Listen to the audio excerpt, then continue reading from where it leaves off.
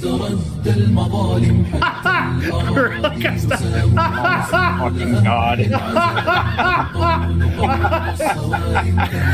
George Bush, if you can hear me, the Cincinnati Bengals front office has weapons of mass destruction. No. Are you sure about that? Are you sure about that? Because if the fucking Bengals suck. Why is Jameis there? I don't know. I don't think. Well, I mean, I wouldn't really be calling. Oh my God! Block PAT. For 3 years, so. I have the game on right now. Welcome to the Stooges. There's no football because football fucking sucks. My God, I fucking hate it. The Bengals suck. So yeah, football sucks for me. Well, Michigan's not bad, so I mean, I guess there's something to be happy about. But yes, welcome to the Football Stooges. Yes, welcome to Football Stooges, the weekly YouTube podcast where we break down football in the stupidest way you can possibly imagine. And boy, is it stupid, as K-Duff alluded to. We have an action-packed episode to get to today. It's my line, motherfucker. We have, obviously, NFL football talk about week 4 going into week 5. We're closing in on that quarter of the way point in the season. So, already a lot to talk about. Yeah, kind of there already, almost a third through because week 6 is, a third of 18. So, we're going to talk about some college action, talk about a absolutely horrendous AP poll that literally only I'll talk about, and then Mass of them will say, sucking ESPN's cock for SEC. But anyway, there's a lot to get to, so we're gonna hop on it. What do you mean? Right into it. So let's go ahead and introduce everybody. So here, shitting on journalists for 99.9% of all Football Stooges episodes, the Purell hand sanitizer of the Football Stooges, not sponsored, the one, the only. He recently saved himself from a fucking heart attack against the Bucks again. It's massive. I don't know if I should just be in the first half or the second half of the episode because the Eagles doesn't know how to play a whole fucking game. Hey, but listen, you got the win at the end. You got the win, and you you haven't scored a total of 6 points in 2 weeks.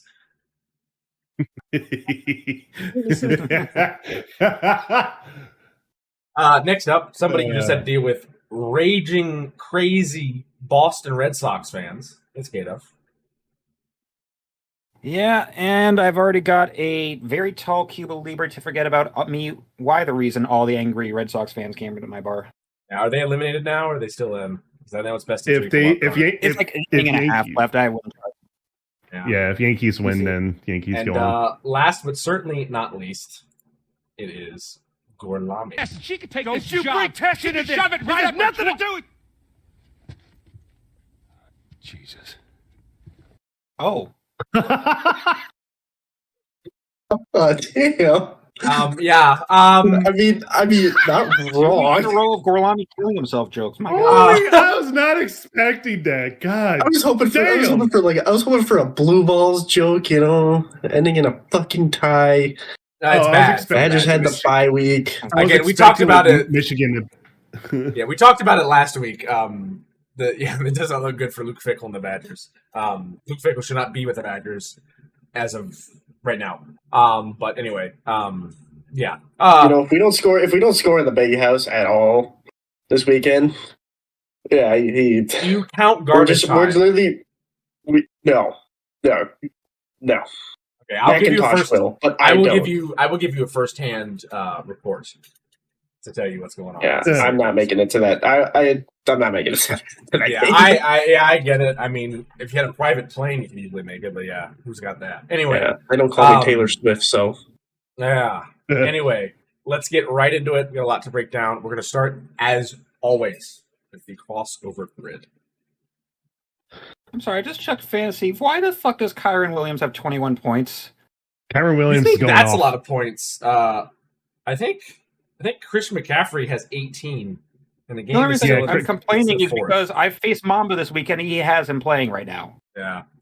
All right, so here we go. I need Puka Nacua to catch the ball a little bit more. Frank Gore teammate and a teammate of Anquan Bolden. That could have been a lot of guys in the San Francisco 49ers. I'm going to try Trent Williams, maybe. Oh, Alex Smith? Oh, that's true. Alex Smith. Yeah. Trent Williams was after that is true. Anquan Bolden. Is that the right Alex Smith? Oh. What games? Is that the right one? Because there's also 2005 to 2015. No. Okay. It was 2020. What? Let me know if Robinson Jr. starts running the ball a little bit. I need 6 yards out of the man.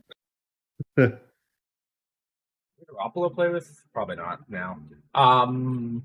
Oh no, that's right. He was on the Saints. I was thinking of Jimmy Graham, but he was never a San Fran. Bolden was a 49er from 2013 to 15. So, Actually, Kaepernick. maybe Kaepernick. Yeah, maybe Kaepernick. Is it 2 L's? K-E-A or like K-A-E. K-A-E. You actually. Okay, there it is. Colin Kaepernick. There we go. Shout out Colin Kaepernick. Teammate of Anquan Bolden, and a couple others. For some reason, And spoiler, he never played for the Commanders and Saints, so these are guys that played with him that also played for the Commanders and Saints. So Anquan Bolden was with the San Fran, and who else? I believe he was also a Raven for a while. Yeah, I'm looking at it out. He started out Was he also a Cardinal? Ravens. Oh. No, he wasn't. No, he wasn't with the Ravens when Deshaun. And then Watson. Lions and Bills. Sorry, Miss Jackson. Golden Tate? No. He was never on Saints. So you got to think about a crossover there. Like, did he play with a guy that played on either of these two teams? Right. Or teammate that was a Niner. I should have done I think Alex it's Smith Smith. on that one. Yeah. Or Frank or teammate teammate that one. was a Carolina Panther. Who's it? You know what's sad? Alex Smith could have been San Fran, Washington, and a Peppers Frank Gore actually might teammate. work. Okay, well, no. Would Sam Darnold be on there? Oh, I was about to say. You motherfucker! Yeah. Sam Darnold. I was about to ask, when did Frank Gore play for the Jets again? We can Trent Williams Yeah, here. that's right. My immediate reaction was just Frank Gore played for the Jets. Sam Darnold. Yeah, I forgot. I'm seeing tonight. Niner. They had somebody recently, didn't they? Not Jimmy Graham. Not He Vernon was on Davis, Seattle. No, Jimmy.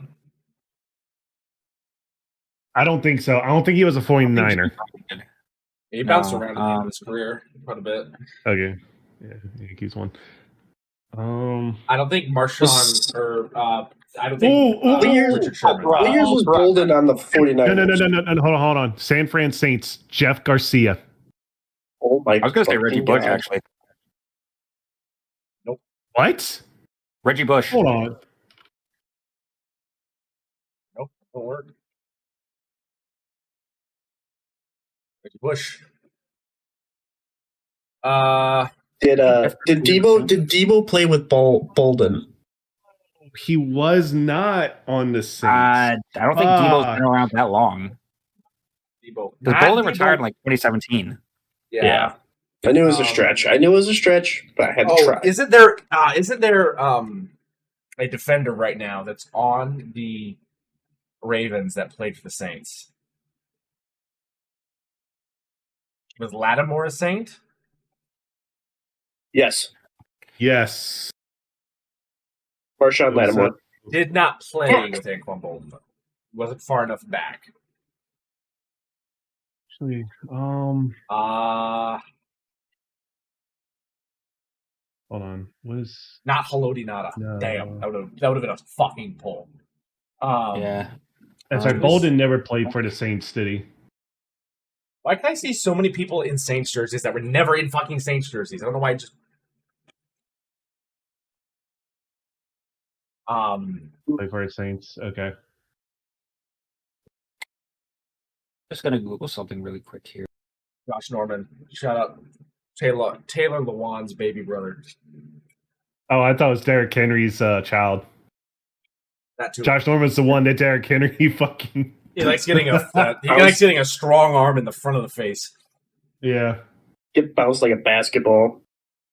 Did he just dribble a man again? All right, so we have a Panther that was also a Saint. I mean, there's a bit of a crossover there. Jake Delhomme. I do not know I forgot. where Where did in you the pull that fuck out of? my mind. Where did you Thank you, Jim what B. corner Vanilla. did you pull that out of? This. You drinking Jim Beam vanilla? Hell yeah. Shout being out up your Jim Beam ass? Vanilla. I completely pull right forgot now. about Jake Take a Delhomme. pull. It has a Take a flared pull. base. That's a weak pull. Deeper. More. I demand it. You can drink this much rum and coke. You can. There you go. Attaboy. All right. Smooth. It rolls smooth, don't it? It's not super smooth, but it doesn't bite like fucking Old Crow. Doesn't bite like Malort. Mad Malort. Hopefully, I wouldn't know about that. I don't think I've ever had Jim Beam. that. You would know about. I don't know Malort, if I had though. Jim Beam, so I can't say about. You know Jim Beam? that. I'm not a whiskey guy. I'm a big whiskey guy. Whiskey and I, we don't hang after a. Let's just say we don't hang after Right, college. that's why you have to. That's why you have to drink responsibly. You know. Exactly. Find a whiskey that you like. No. Don't end up like That's us, stupid. like four drunk assholes on a YouTube podcast. On a Thursday Don't night. end up like Gorlami when you lose to Maryland and you don't stop drinking. I think that's the route you got to go there. Probably not. Yeah. I just Yeah. I was not expecting the ending there. I'm sorry. Yeah. Okay. Can we just change that to Gorlami? Wait. Oh no. Trying to do some. Wait. Fucking fickle, bro. I hate him more than Joe Barry right now. Wait. Oh, it's burning. Wait. Bobbity I was bobbity. kind of Stealing trying to it. think of a kicker for Anquan Bolden, but I was going to say Jeremy Shockey, but he's never played for either of these. Wait. Yeah, actually, Jeremy Shockey for the Saints. Jeremy Shockey was on the Saints.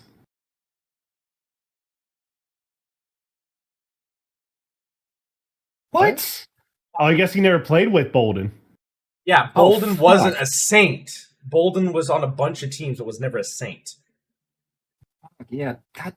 I've even been trying to like cross-reference that, and just like looking at his time there and just like Googling other players. So think of that 49ers NFC Championship team that went to the finals and didn't beat Ray Lewis and the Harbaugh Super Bowl, if you will. Think of that Niners team when Colin Kaepernick was running the read option in the NFL and no one could stop it. What's a read option? Yeah, Wisconsin wouldn't know. Anyway, Totally not We're Googling. we're an air raid team now. not Patrick Willis. Makes me so happy. Did Navarro Bowman ever play for any of these teams? Really out here for the Vernon Davis pull, aren't you? You should just Google Frank Organ. Okay, fucking Michael Crabtree, either of these guys match? He was on San Fran. I'm trying to remember if he was on any other teams. Marcus Lattimore? Mario Manningham? I thought we tried Lattimore. Ooh. Hold on. I had to Tim for Anquan Bolden Saints. Tim Hightower.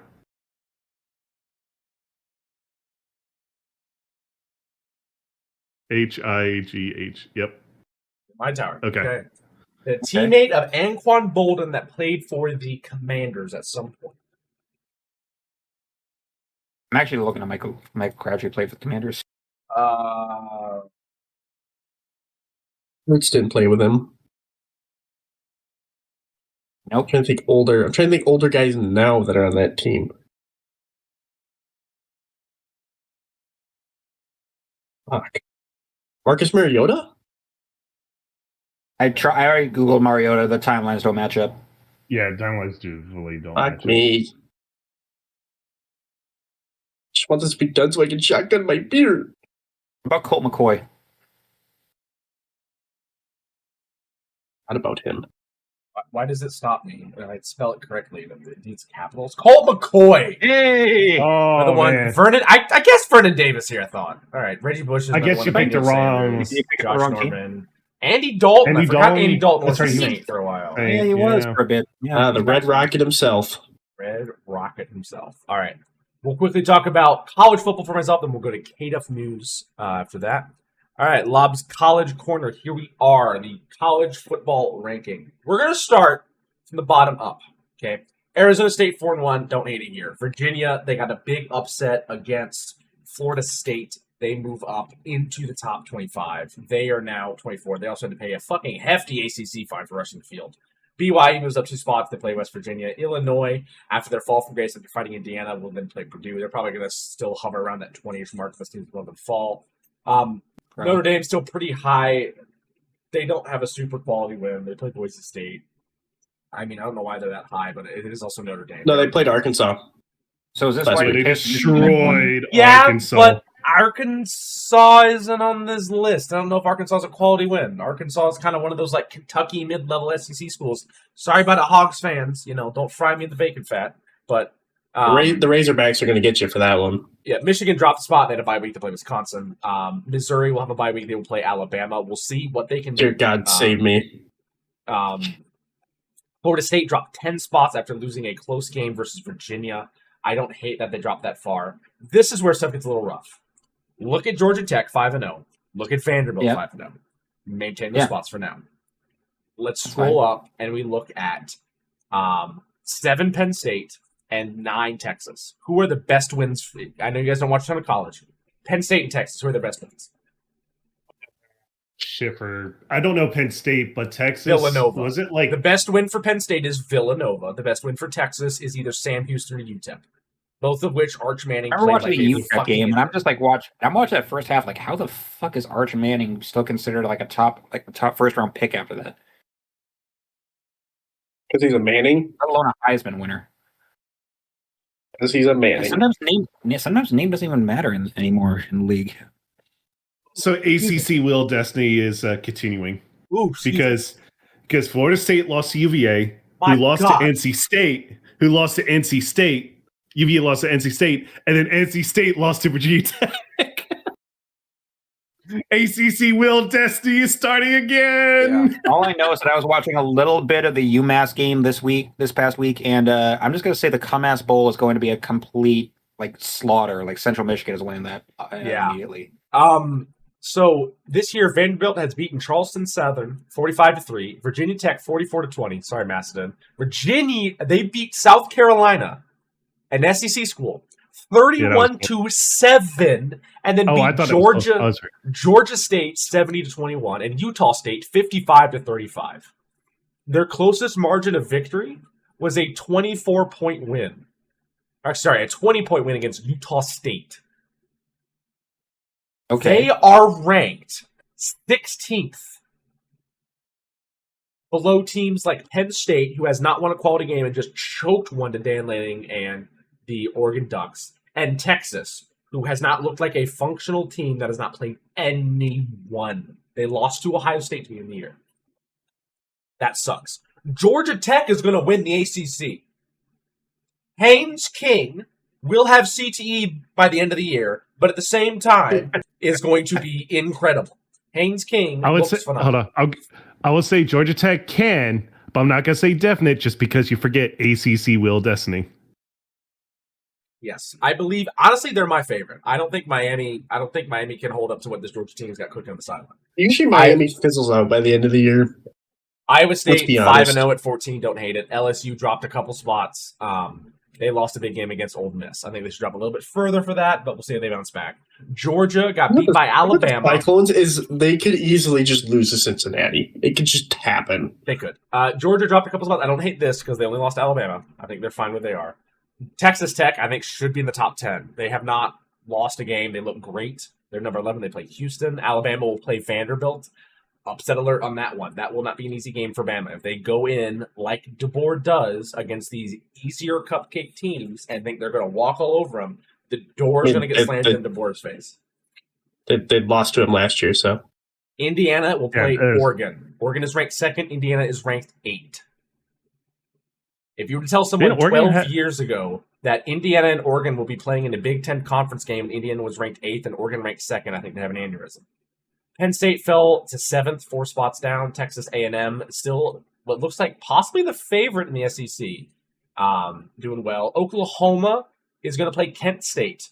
That's fine for now. However, they might not have their quarterback, John Mateer, for the Red River Shootout against Texas the week after. So that's going to be really rough. Ole Miss jumped 9 spots. I don't know if I agree with that as much, but they jumped up to 4. Miami fell a spot after After their bye week, they'll play Florida State. Oregon will play Indiana, and as I said, Ohio State at number 1 will play Minnesota. So that is your SEC. That is your college football. Top 25. So yeah, Oregon's only big win is Penn State. Yes. I was just like, I thought Oregon actually faced someone else that was pretty high up. Yeah, but Indiana's the next one. They got 2 big ones: Penn State and Indiana. Who got votes at the bottom? Who was not in there but got votes? South Florida 53 votes, Utah with 52, Mississippi State with 46, Memphis, Louisville, Southern Cal, Maryland, North Texas, TCU, and UNLV. Who the fuck is voting for UNLV? All right, here we go. Wow, Maryland beats a dying Wisconsin team and still gets votes. Fuck my life. Fuck me. Right there with you, man. Anyway, KDUF news. So starting out with the injury stuff, and of course, how else am I supposed to start out for the year with probably the worst on the week? Not just because he's on my roster, but just because of how fucking gruesome it was. Dolphins wide receiver Tyreek Hill. Oh. Yeah, it's. I mean, we all saw it. That legs do not bend that way. So, what it's confirmed is as dislocated knee, multiple torn ligaments, including the ACL. So even if it wasn't bent the wrong way like a fucking pretzel, he would have been out for the year. So, and honestly, with his age, probably out for the rest of his career. Yeah, I mean, because people keep saying he's going to come back for this. It's he's beaten himself before, like beaten to like a pulp, one might say, to the point I might consider battery charges. I was waiting for that. Yeah. How is Tyreek supposed to be a porn star now if he can't use his fucking leg? I know, right? I'm just gonna be honest.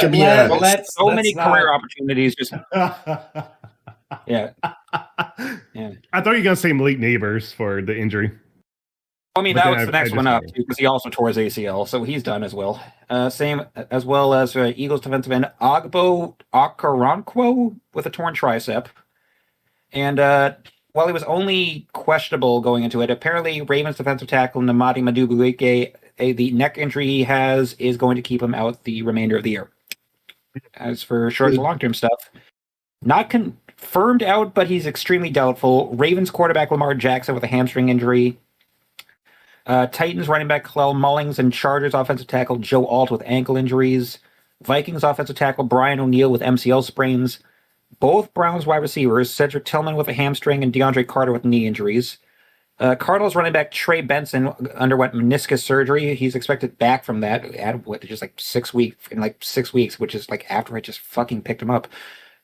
Bills punter Cameron Johnston with a leg injury, Jaguars linebacker Trayvon Walker with a wrist injury, and Lions cornerback DJ Reed with a hamstring injury. All those guys are expected to be out at least this week, maybe longer. Same with Brock Purdy with his toe injury, but he's also already been out, so I don't really think we need to mention him. Questionables going into the week, both two guys with the Ravens secondary, cornerback Nate Wiggins with an elbow injury and safety Kyle Hamilton with a groin injury. Packers defensive end Devontae Wyatt with a knee injury. Both 49ers wide receivers, Ricky Pearsall with a knee injury, and back on the injury report, Jawan Jennings with rib and ankle injuries. I've for some reason forgot what Steelers running back Jalen Warren's one was. I think it might have been like a hamstring or something. Jets running back Braylon Allen with a knee injury. Buccaneers running back Bucky Irving with a sprained foot. Patriots defensive tackle Milton Williams with an ankle. Commanders wide receiver Deebo Samuel with a foot. Panthers running back Chuba Hubbard with a calf strain, and Raiders tight end Brock Bowers has apparently re-aggravated the knee injury he had earlier in the year. Other than that, from stuff off the field, Patriots defensive tackle Terrell Williams, we've finally found out why he's been away from the team. He's been diagnosed with prostate cancer and is away from the team seeking treatment options on that. For the interim, linebacker coach Zach Kerr will remain in his position until further notice. Also, Giants owner and president John Mara also announced he was diagnosed with cancer over the week, so hopefully those guys both get the treatment they need for it. Buccaneers running backs coach Skip Perry, they confirmed he's in stable condition after he reportedly suffered an undisclosed medical episode during walkthroughs earlier this week. So, and he's in apparently early things I was saying was just like extreme dehydration. So I don't know about that. And also, he's confirmed okay. Steelers quarterback Skylar Thompson apparently sustained some minor injuries while the team was in Ireland, and he was robbed prior to the game. no word on if he had anything actually stolen from him or not. Or I don't know. I actually haven't really looked too much into the report. Don't know if the guys that beat him up were charged or not, or arrested, if that matter. Excuse me. Going on to signings and re-signing stuff. Browns acquired former Texans tackle Cam Robinson in a 7th-round pick in a trade for a 6th. I think that's their DeJuan Jones replacement for the year. They also signed former Jets wide receiver Malachi Corley. Commanders are bringing in yet another former 49ers wide receiver, this being Robbie Chosen. Bills with Johnson out for limited time. They've signed former 49ers punter Mitch Wishnowsky. The Colts are signing former Cowboys linebacker Buddy Johnson, as well as former Vikings cornerback Keenan Garber. Why they're signing him, I'll get to it in a bit. Jets have signed former Colts running back Khalil Herbert, and Seahawks have signed former Ravens cornerback Myles Gaskin. As for why the Colts signed that cornerback the Vikings. It's because Xavier Howard has called it a career after he was absolutely fucking torched by the Rams. Rams only 4 games in the season, 9 years in the league. He spent almost all of it with the Dolphins before signing with Indy this offseason, ending his career a 4-time Pro Bowler, 1-time first and second team All-Pro, led the league in interceptions twice, has 340 tackles, 2 sacks, 4 forced fumbles with 6 recoveries, and 29 interceptions with 4 touchdowns. And joining him, another former Colts, linebacker Shaq Leonard has also announced his retirement. He hasn't played since 2023, but has spent 6 years in the league with the Colts and the Eagles. He's ending his career a 3-time first team and 1-time second team All-Pro. Defensive rookie honors in 2018 when he led the league in sacks, forced fumbles, and tackles. 3-time Pro Bowler, has 630 tackles, 16 sacks, 17 forced fumbles with 7 recoveries, and 12 interceptions to 1 touchdown. So good retirement to those guys. As for miscellaneous news, we already kind of talked about the 40-40 tie between the Packers. It's apparently the second highest scoring tie in league history. At 30 years and 9 days old, Chiefs quarterback Patrick Mahomes has become the youngest quarterback in history to reach 250 career touchdown passes. Buccaneers kicker Chase McLaughlin set a record with his 65-yard field goal being the longest kicked in an outdoor stadium. The 66-yarder by Justin Tucker was in an indoor one. It's the Lions. The NFL has announced they are committing to at least 3 more international games in Brazil over the next 5 years, including the one that's already planned for next season in Rio de Janeiro. No announcement of what teams yet, but we've already got kind of an indication based on what teams have marketing rights in Brazil, those being the Eagles, Patriots, Lions, and Dolphins. So any of those guys could be starting in Brazil next year. Speaking of starters, the Browns are replacing one. I think we've finally seen the end of elite quarterback Joe Flacco, as they've announced they are going to be benching him for the rookie that everybody has been talking about for the Browns, Dylan Gabriel. No more arm punts. No more arm punts. No more arm punts. I want his arm punts. His last arm punt was kind of weak. It was. So, it's time. Pretty iffy, yeah. And last final 2 things. We have our first flex of the season. This is going to be for week 6. Patriots and Saints are now going to be a 1 p.m. blog slot, while 49ers and Bucks will be in the 4 o'clock slot. And finally, it has been announced for this year's Super Bowl halftime show will be headlined by 15-time Grammy-winning Latin music superstar Bad Bunny, who all of white America is going to be pissed out because he's not going to sing a single lyric in English. That's all I got. I don't even know who that is. Yeah, I don't keep up with. He got stabbed by Brad Pitt in Bullet Train. I haven't watched that. I haven't really watched movies, though. And that's the only thing I know him from, too. All I know is he was born in Puerto Rico. That's about it, yeah. But I know. I think Running Rock showed me a video of his once, and I barely speak Spanish. Bullet Train? Yeah, he was the cartel guy that was gonna try and kill him. Oh, that was him. Okay, good movie. Yeah, Bullet Train was really good movie. Pretty star-studded cast. Yeah, funny too. So, not gonna lie, for this game, I think I like drunk Rogers better than Percocet Rogers. Yeah, Rogers just stood in the back. Rogers said, "I'm not taking part in the tush push. They had the high Good ground. Obi-Wan Kenobi.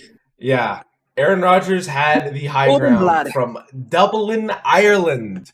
Rodgers did confirm that he had drinks before the game, right before the game. A couple. You ready of for a Guinnesses. banger? Yeah. So 24-21, the final score. Close game. Great game for the NFL fans out there in Ireland.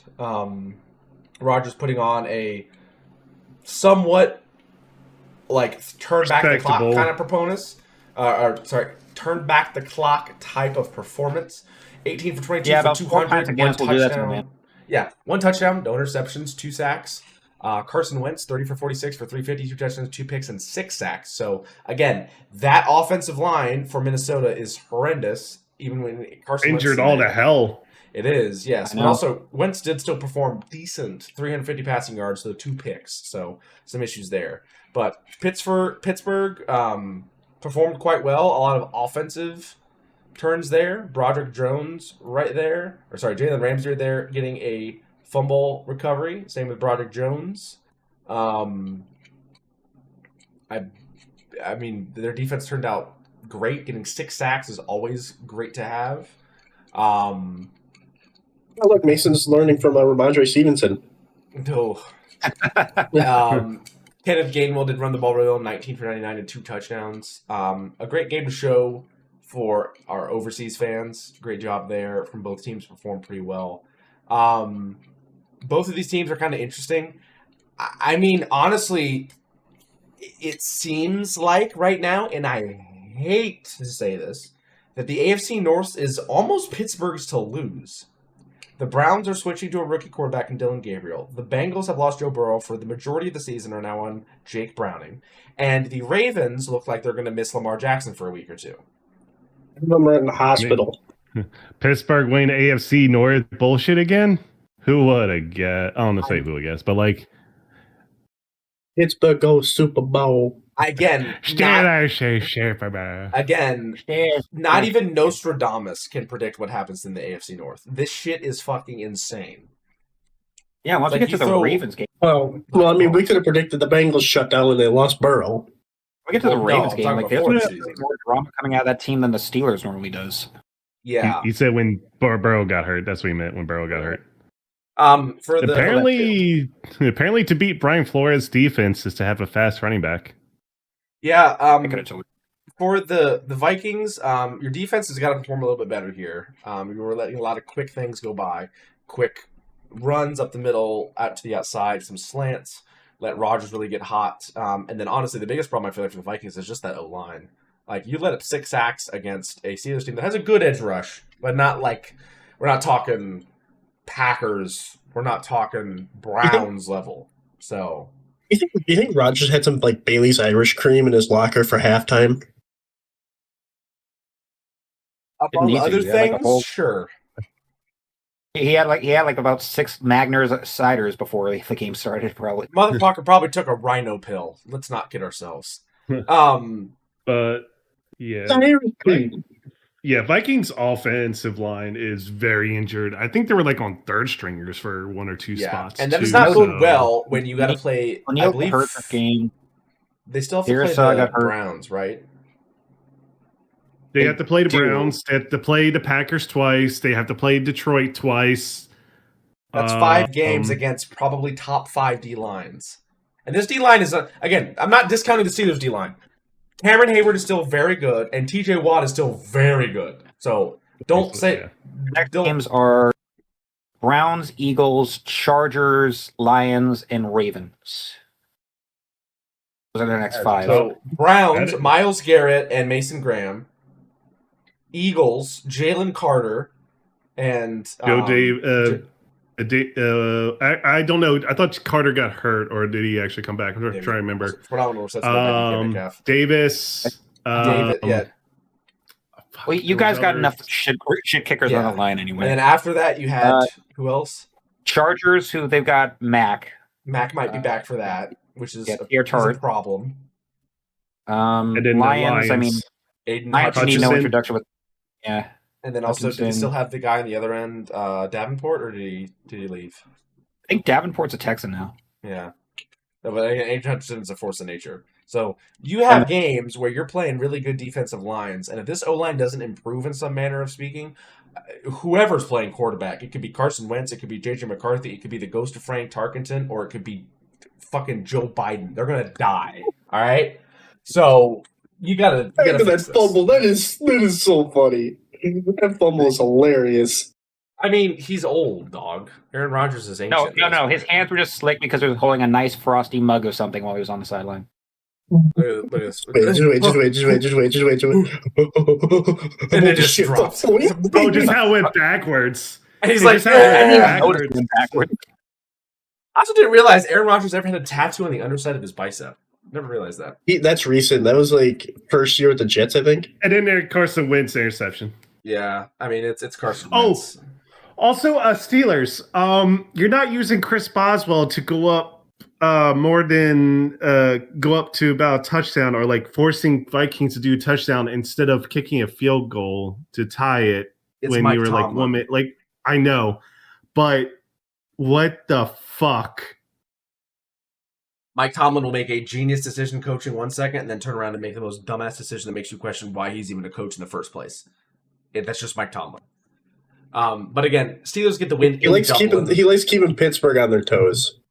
Yeah, another 9-8 season. Oh boy! All right, great win there by the Steelers, getting one in Dublin, Ireland. Next up, Steelers go Super Bowl. Steelers go Super Bowl. Yeah, next one up, the Commanders and Falcons. Falcons pull it off after a What is this Falcons team? Like, seriously, what is this team? I cannot tell you. I think they benched Kirk Cousins, and the Kirk Cousins effect of inconsistency just blanketed the whole team like a curse. Kirk went in. His inconsistency has to go on to the next person they bench him in for. Big Kirko went into the employees only section of a Kohl's and just like did a big like incantation and cursed the entirety of the Atlanta Falcons organization. 1 week, Super Bowl contenders. Next week, why are you in the NFL? Well, if the clause works, then we know why he didn't win. This wasn't a primetime game. Yeah. I mean, last week, Falcons go out and they are blanked, shut down by the Carolina Panthers, a team that is generally considered one of the bottom fourth of the teams in the league. And then they come out this week, 34-27 against a team that made the NFC Championship last year. Michael Penix, 20 for 26 for 313, 2 touchdowns and 1 interception to Mikey Sanders still, which is a familiar face for him. 1 sack taken. And then Marcus Mariota still filling in for an injured... that's why. Marcus Mariota. And Daniels. 16 for 27 for 156, 2 touchdowns and 1 pick. Now, again, don't talk bad about Marcus Mariota. Marcus Mariota is a solid quarterback still to this day.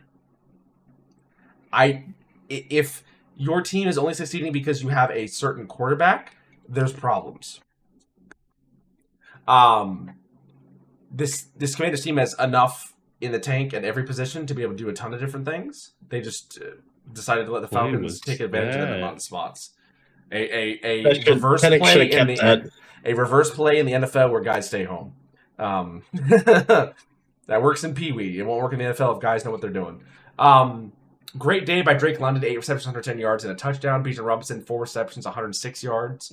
Bijan Robinson also 17 carries, 75 yards, and a touchdown. Algier, 16 for 51 and a touchdown. I mean, this two-back system in Atlanta is one of the best in the league, and Drake London each and every week tends to get better and better to the point at which, like, he's looking like a wide receiver 1 option for a lot of teams. Penix is starting to look more and more confident, but again, you need the consistency. Don't do this, Falcons. Go and win against one of the premier teams in the NFL, or at least from last year, and then next week go and lay a fucking egg. Consistency is what breeds championships. You need to be the best team you can be week in and week out. For the Commanders, you can blame some of this on not having Jaden Daniels, but at the same time, the best team wins when they need to win. So you need to be able to go out and win no matter who you got under center. It wasn't like the Commanders kind of like, I don't want to say shit the bed, but they still scored. They kind of kept it close. I think it was just a down game for them. Like, just some stuff did not work out for them to get the win. Yeah. Also, the only other team I could think that has a better like two-back rotation, Detroit. Oh, I think that's Luke yeah. McCaffrey's first touchdown too. Yeah, it's Luke McCaffrey. He's like first star. Luke McCaffrey with relation. Yep. So, interesting game Lotus there. Cincy. Again, we'll see if the Big Kirko curse, as I'm dubbing it now, stays with Atlanta, or if that can change. And we'll see what Big happens. Kirko clause. The Big Kirko starring Tim clause, Allen. yeah. The Kirko clause starring Tim Allen. Big BT claws. We'll see what the Commanders can do in order to maintain the riding of the ship until Jane Dan gets back. But good win by Atlanta at home in ATL. All right, next up, Saints and Bills. How was this close? This felt closer than Still playing down the competition. probably. Kinda, and their defense is sketchy. The defense for the Buffalo Bills definitely has some holes. They're a little like Swiss cheese. They can definitely have some areas where you can exploit them. However, their offense, the Bills' offense, year after year has gotten better. Especially, I love how when we were starting, again, it's great to see how this podcast develops year after year and how we talk about different players as they develop. When we originally saw James Cook in some of his first starts with this Buffalo Bills team, we were like, this guy isn't it. This guy is not doing what he should be doing. Kato just disappeared. Kato's coming back in a second. Now, when we look at James Cook, we're like, this guy is a semi-premier running back. Yeah, he's been a beast. 22 carries, 117 yards, and a touchdown. Not to mention also 3 receptions, 18 yards. Like, almost over 130 total yards on offense. Like, Yeah. phenomenal there by James Cook. Josh Allen, 6 for 22 for 209, 2 touchdowns, 1 pick, 3 sacks. On the other sides, Rattler looked rattled, 18 for 27 for 122 and a touchdown, no picks, and 3 sacks. I mean, show of hands, does anybody think here that Spencer Rattler is the quarterback for the Saints moving forward? Yeah. I mean, like, I don't know what other options you have. Try Shuck out. Like, Rattler's got legs. He can move. But again, give Shuck 2 games. If Shuck doesn't look great, or maybe 3 games, then just give us some entertainment and just Taysom Hill triple option it. Just downhill. He's still when he comes back from injury. What in... Hold on. Juwan Johnson, tight end, number 83. Did he hurt himself on a back juke? Did Juwan Johnson get hurt this game? I should. Oh my god! I saw that. Why I saw that leg, Ben. Oh man, All that thing sucks. listed as questionable to an ankle injury. Yeah, from that, yeah. Yeah, you see that ankle? That ankle just looked. Ugh. Only questionable from that. Like Stretch it or something. I don't know. Wild play. Hold on. They're in single back. Hold on. I need to look at this. And we're going to overtime in Thursday night. Oh, might go to overtime in Thursday Night Football. So single back. So Tight end left, moving a tight end into formation, back behind the line of scrimmage, and then another tight end moves. They pull. an 8-man, the way those tight ends are set up, they call that crazy. You're just basically, because an 8-man, you're stacking running backs there, but for them, they're stacking tight ends there. Get a hard to hit. Put more in the box there, Buffalo. That's what that is. Make a tackle. Dang. Yeah, their defenses get like. Yeah. Joey Bosa, I think, needs to do a little bit more on defense. Defense needs to be a little bit more consistent because this Buffalo Bills team, I feel like this is a year where Buffalo has the best opportunity. The Chiefs do not look great. The Ravens do not look great. The Bengals are out with Joe Burrow and might not even make the damn playoffs. Your biggest competition in the AFC right now, legitimately, might be the goddamn Indianapolis Colts. Yeah. Like, this is it almost feels like it's safe to say, Buffalo, this is yours to lose. And if your defense plays like this against the worst team in the NFL, debatably, you are not going to win anything. Your offense played great, good. Your defense needs to go out and do the same thing. And I know they're on the field a lot because you're scoring a lot. But again, winners don't make excuses. Winners put their feet in the ground, stand 10 toes on the goal line, and win the fucking game. So some stuff's got to be done here with Buffalo's defense. This needs to be a wake-up game. Yeah, this game needs to be a wake-up game for the Buffalo defense, and you can't be having this performance because, again, you get one shot in the playoffs every week. And if you fuck up, you lose. So, and then for the Saints, pray that Arch Manning declares the draft. I don't know. I don't know what you want from me. I don't know what you want from yourselves. I mean, trade Alvin Kamara for some high round picks to a team that needs a running back. Something, dude. All right. Hey, Packers, this is what you're supposed to do to the Browns. Shut the fuck up. Oh, I'm not letting that go.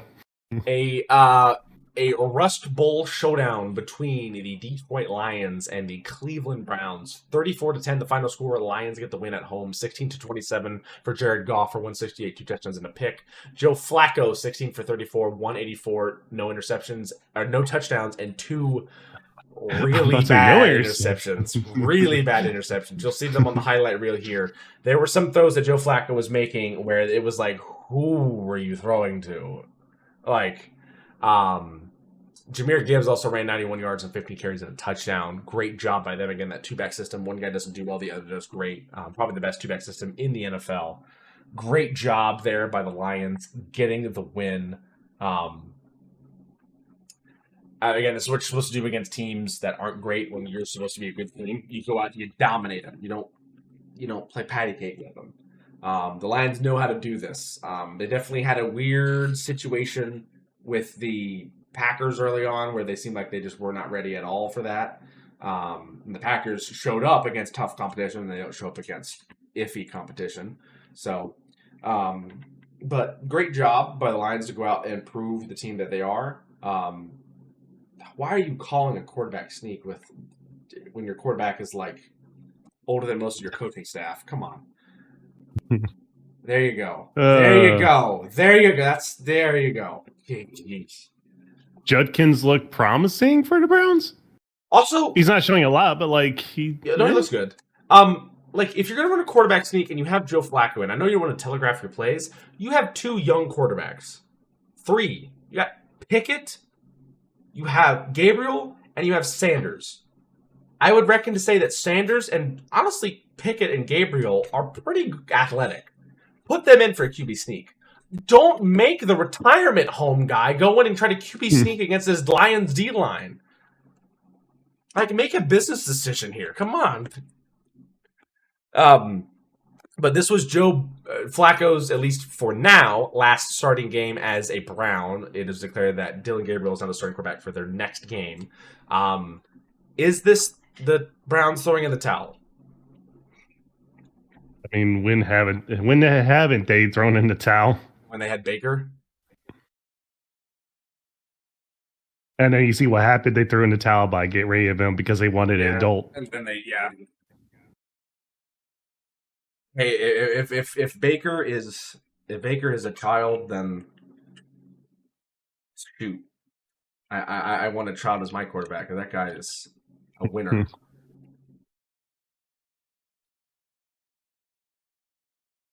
That was some good blocking for a wide receiver too. Yeah. I believe this is one of. That's the weakest arm punt in Joe Flacco's career. God, it's over. Oh, my age has come taking him. Yeah, Father Time just hit him in the face. He even knows it. He's like, I gotta retire. Oh yeah, Joe Flacco. It has been a phenomenal run, big dog. But sweet baby Rays. Hey, yeah, Super Bowl ring. Yeah, he did. He really did. Not much else to say here. Great win by the Lions. Browns. If it wasn't over in week 1, it's over now. Oh. Been over since the preseason. Yeah. Moving on Carolina and New England.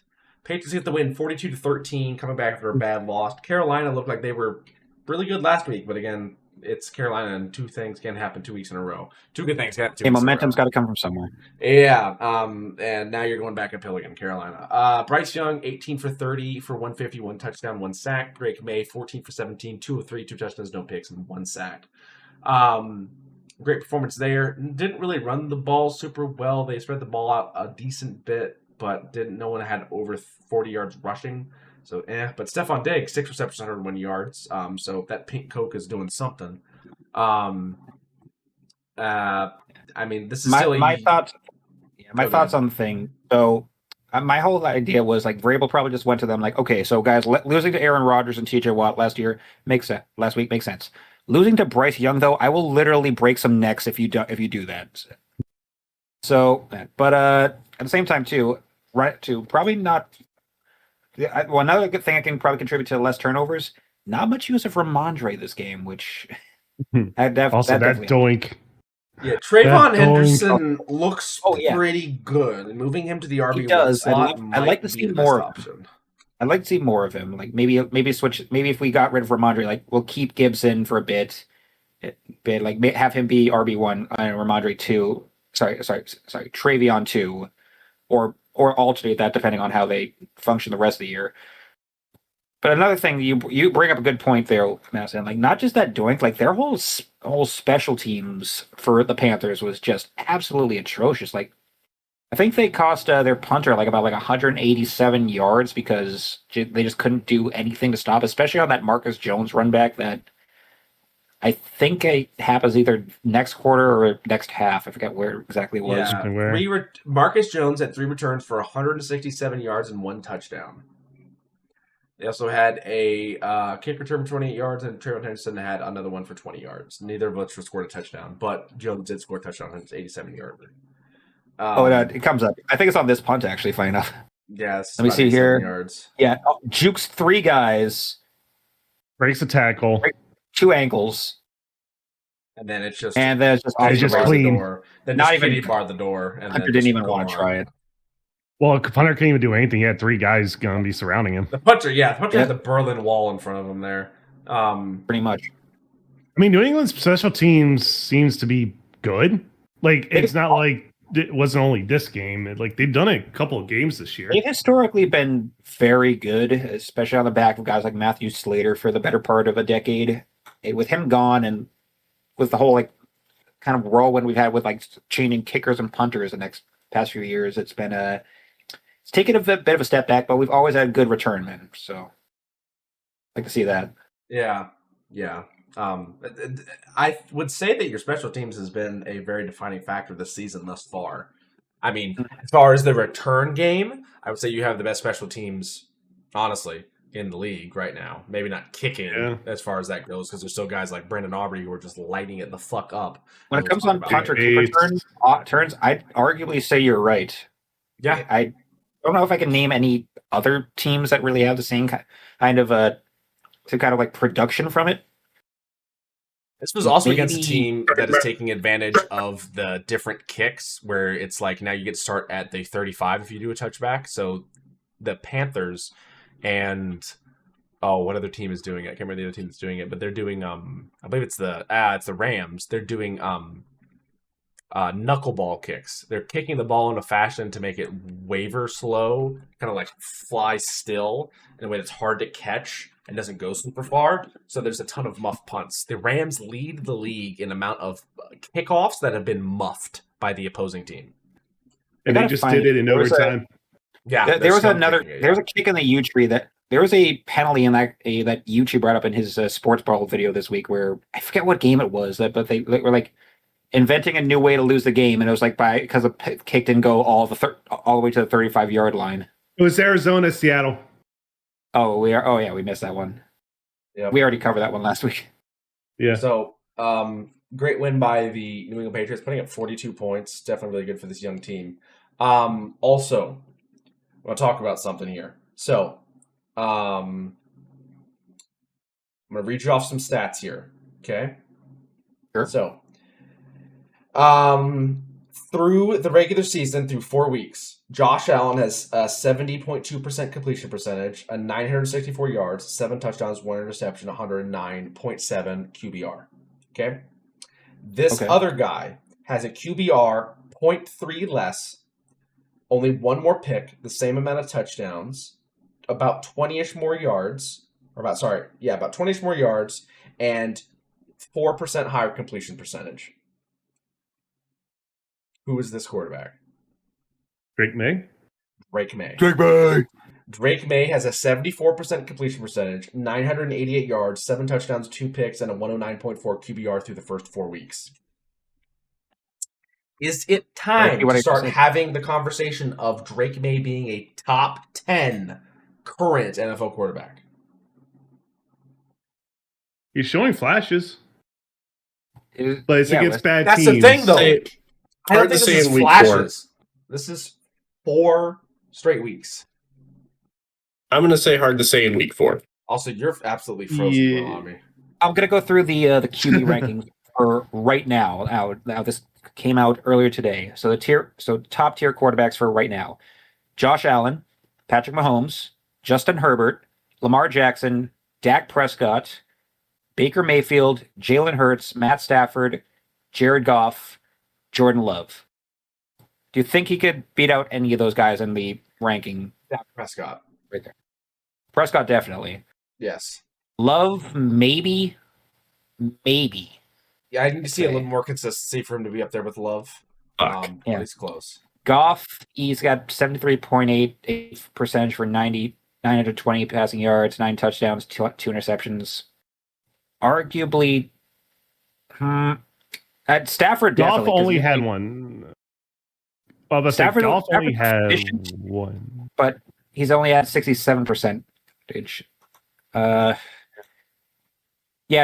say Prescott, Stafford, or Love. I'd say he could probably beat out for any of those positions because right now they've have him ranked. Not Stafford. Actually, Stafford is still elite. Stafford is still not very far actually. May's actually ranked 12 behind Sam Darnold. And this is QBR? This is just overall ranking according to NFL. Oh. It's their QB index. Yeah. And Goff only really had that one bad game against Green Bay. Also, Goff's completion percentage is always fucking insane.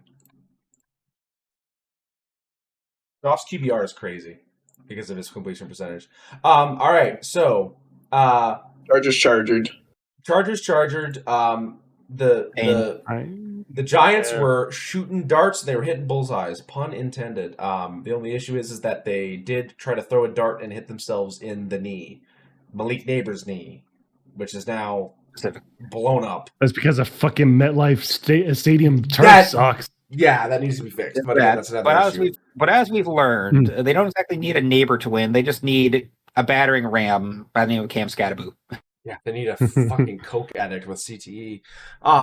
Jackson Dart, 13 for 20 for 111 and a touchdown. Also ran 10 times for 54 yards and a touchdown. Cam Scatterbo was a lead rusher, 25 for 79. Justin Herbert, the other side, 23 for 41 for 203, 1 touchdown, 2 picks, 2 sacks. And Omarion Hampton, 12 carries, 128 yards and 1 touchdown. The Giants won this game. It's the 2 picks. The 2 picks by Herbert were really tough. That really turned the way for them. One of them was a D-line. One of them was Sexy Dexy pick. Yeah. If that was a Sexy Dexy pick 6, you would have been seeing that forever. He would have hit the meanest Sexy Dex in the end zone. That thing would have been all over every social media account ever. But Dart, performed pretty well in his start. Didn't throw any picks. Only 7 completions on 20 attempts. Also, kind of knew how to position guys and run the offense, and generally had really good pocket presence and ran the ball a ton of times when stuff was closing in. Sneaky athletic. So, great job by him. Again, this is just a Giants O-line there, but is able to move around the pocket pretty well. On the other end of the side, Herbert has exceeded his interceptions. As you can see there, won by big old Dexter Lawrence. Oh, buddy. Oh, very that close. Herbert. It was just Herbert was able to get him in the leg. Yeah. But yeah, Herbert has already exceeded his amount of interceptions he had from last season. In the regular season. So, but again, he only had 3 last year. So, again, Chargers have always struggled with consistency. We say they Charger is in that they go into a game where they're supposed to win and they just fucking fall apart, and just abandon themselves like they abandoned San Diego. But I mean, Herbert still played pretty well. Amari Hampton played out of his mind, especially against a Dexter Lawrence-led defensive line, which is probably one of the better run-stopping defensive lines because Dexter Lawrence can probably move a mountain with one arm. Is it Brian Burns also there? Yeah, number 0. Because he got traded from Carolina to there, and he's pretty good. Yeah, so this run-stopping ability of the Giants is pretty good. So, yeah. It's not skies falling for the Chargers. I think this was just one bad game. This is their first loss. They're 3-1. You shouldn't have lost this game. The Giants should not be 1-3. They should be 0-4. But at the same time, hindsight's 2020. You need to learn from this game, figure out your problems, and address them. A big issue, though, also is injuries to the O-line. Joe Alt is out, and Rashawn Slater's also out. That is not good. Those are 2 of the better offensive linemen in the league, especially Alt, who is a day one. The only good news is that Alt, he's at most missing only 4 games. Slater's out for a whole year. Yes. So you can't just have any major big injuries to it and just hope to God that these replacements can shape up while oh my God, did he land head first? Kind of. Yeah, kind of. Wow. Shout out Darian James for just absolutely cutting people. Yeah. But yeah, just have those replacements shape up until Alt can get back. Rams. Oh my God. You should have went for the points. Wait, what's happening on the Rams? I'm not even watching the game. I should be. Overtime, 4th and 1, San Fran up by 3. Rams decided to go for it instead of kicking a field goal. Oh, that's a mistake. That's a mistake. Did they make it or no? Oh, they just lost it then? They just lost it because San Fran had ball first. They kicked the field goal in overtime, and then Rams was on like the 21 or 22 of San Fran. McVay. Yeah. But again, a great win by the Giants, but sadly you can't be super happy about this game because you lost your best offensive weapon for the remainder of the season. Yeah, I caught it just caught the replay. What was the plan here? Oh my God, they just stuffed him. What was the Yeah. And what's funny, San Fran called a timeout, and then the Rams was trying to get him offside, so they called a timeout. You called a timeout and you drew up that? Yeah. Kyle Shanahan has kind of always had McVay's number.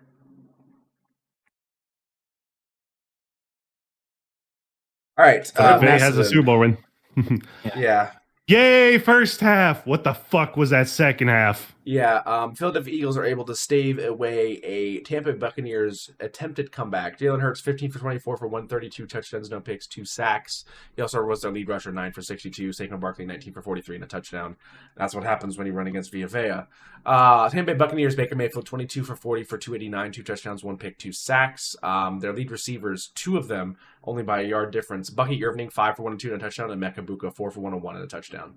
Having 2 receivers over 100 yards against an Eagles defense that's supposed to be lock up, lock down, we got 2 white boy DBs, is not a good sign. Especially since one of them is a running back and one of them is a rookie wide receiver, albeit a great rookie wide receiver, but at the same time, not looking good for the Eagles for their defense. It looks like it's taken a step back since last year. Their special teams, what the fuck are you guys smoking? Because give me some. Because the amount of blocked kicks and punts that you guys have run back for touchdowns is ludicrous. I feel like there's been way too many blocked kicks already this year so far. But something Eagles to watch specifically. Special teams. I mean, with the Eagles, that just explains a lot about their D line is part of their special teams too. So that's something to do with it. For the Rams game, Cardi's been the Rams been having problems of their kicks getting blocked during field goals. They actually had one blocked field goal in tonight's game. Still, you can't just line up 11 guys and block a kick. There has to be some kind of strategy and plan and setup and practice for it. So, credit where credit's due. The Eagles' special teams has been great in scoring them extra points. How worried are you about the whole Jalen Hurts hasn't had a good passing game yet? I mean, the one benefit, 0 interceptions. I'm actually being serious. Yeah, I'm knocking on wood. Yeah, that's... And people like complaining of, like, he's not throwing to A.J. Brown. In the second half, he had 3 straight plays he threw to A.J. Brown, and he was fucking double covered. I was like, why the fuck are you throwing to A.J. Brown when he's like double covered and defensive backs all over him? He can't throw it to him if A.J. Brown's not open. Like, A.J. Brown had 9 targets, 2 receptions, 7 yards. Yeah, and everybody's like, throw it to A.J. Brown, good things happen. It's like, not always. There's Dallas Goedert. Saquon for checkdowns. There's still Devontae Smith. I think Jahan Dotson should still be the 3rd receiver unless he got hurt. I'm trying to remember if he did get hurt or not. Grant Calcaterra, John Mechie the 3rd. You got options. There's a decent amount of weapons. Also, that's right. That hit the ground. That was not a pick. That play it hit the ground. Yeah. But again, good job by the Eagles to continually right the ship and maintain their lead and win the game eventually off a game that was starting to look like a Baker Mayfield special about, like, you know, coming back on insurmountable odds and dude, what the fuck? Yikes. I'm gonna start running. There goes the ball. Oh fuck. That's happened to me before. Anyway, Eagles improved to 4-0. They are, I believe, one of 2 teams that are 4-0 now. It's them and the Bills, I believe, that just left. So, Bills, them. I thought there was one other team. Yeah, great job by them. But Chiefs are taking a siesta so far at the start of the year. Great job of the Eagles to stave off the win. Buccaneers, you got to show up in the first quarter if you want to win games against a Super Bowl championship team. So. Also, all 3 sides of the ball matter: offense, defense, and special teams. Getting them 70 points in special teams does not help you. Titans suck. Houston won. Should we talk about this game? A little bit. Do we even? Tennessee quit. They quit. 26-0, the final score. I will say from this aspect for Tennessee Titans fan, there's a silver lining. Cam Ward is not happy about how this is going. He's vocal about it. That is nice to see. They're going to say that if they lose once more, Brian Callahan's getting fired. Well, that's also should have already been fired. It is nice to see a rookie quarterback being like, we need to play better to a team, and taking leadership. That does bode signs. Does bode signs for. Is that Joey Sly? I think that was. But he has the leg. That is Joey Sly. He has the leg, but he has no. 0-4-2. Can we go back to that real quick? I just want to check one thing. There's no wind. He always had accuracy. That's Houston. It's a dome. It's a dome. Houston's a dome. But I'm saying he always had accuracy issues. He has a leg. Like, if he wants to, he kick it fucking 70, 75 yards. But where's it going? I remember that back in college. I mean, 10 for 26 for 108, no touchdowns, 1 pick, and 2 sacks for Cam Ward. TJ Stroud, 22 for 28 for 233 and 2 touchdowns and 2 sacks. This is the CJ Stroud that we were used to seeing 2 years ago. This CJ Stroud needs to continue if Houston wants to do anything. Good job going out and getting your first win of the season. Red alarm that it's your first win of the season. You should be leading this division and running away with it. This should be a Houston team that if they turn on the playoffs wins nice prize, but yes. Second at most. Yes. For the Tennessee Titans, red alarm fire, but at the same time, a silver lining in that Cam Ward is very vocal and wants to take leadership of this team and saying that, like, hey, like, I believe, I think, to quote him, if I remember correctly, he said, "We're ass." Like, dropped Pretty the much. fourth of Oh their yeah, first game. I remember seeing like, that clip. Like, you need a quarterback He's that not can be wrong. like, hey, we're just playing horribly. So I know. I mean, where's the lie though? Yeah, where's the lie? start looking for head coach options. When you get blanks 0-26 against the Texans, I don't know not if a you great could. showing. I don't know if you could look at the current faculty for their coaching roster and like just be like, hey, we'll promote this guy and still be okay with it. All right. And Now, much this is and kinda how I much expect- like the fourth, just as this is week 4, much like the fourth Indiana Jones movie, things didn't go well. Well, you could think the supporting cast for that. This case being Adonai Mitchell, as we'll get to. Oh my God, they lost 14 points because of him. True. Yeah. They could have won. Like, Yep. ah, I mean, that's why he was locale of the week, according to you. Go ahead and explain the Adonai Mitchell situation there, Kadov. So I mean, we have to go. I think we have to find it. Do you remember what time it was, Macedon? But it's no, it was early. It was early. Okay. Yes. Yeah. So they have a nice long touchdown. I think it's like a 30-yard or something like that. And then as we get the second he gets to the end zone, right, he decides to do a little bit of showboating, a little celebration. Let's go with the ball when he's not fully crossed the plane into the end zone. So completely negates the touchdown there. Hold on. Let me see if I can find. I think it's on this drive. No, I'll look on U-Tree's thing and. Oh, I think that Number was it. 10. I think. Yeah. This is the one. Yeah, and we'll go. I don't know if they'll show the replay or not, but okay. So as you can see, he's running. Looks back. Hey, look! I dropped the ball. Yeah. That, folks, is what we call a safety. Oh, I thought it was a touchback. Either way, not good. Puts the ball out of one hand. Those little Donald Trump, Kenny Pickett hands, too small, and there goes the ball. Completely lost possession before the ball crossed the plane. Therefore, no one has possession. Therefore, the ball crossing the plane is not a touchdown until someone remains possession. And since it goes out the back, as referee Gorlami would say, you fucked up. That's a touchback. You fucked the ball. I'd call it a rookie mistake if you weren't already a second-year player. Yeah. Also, you've seen this happen on your own team before. Jonathan Taylor did it. Yep. A year or two back. Yeah, that was last year. Damn it, short round. The Colts' miraculous undefeated run ends. They're now 3-1. It actually gets worse. Whereas go to about 2:20 left in the fourth quarter.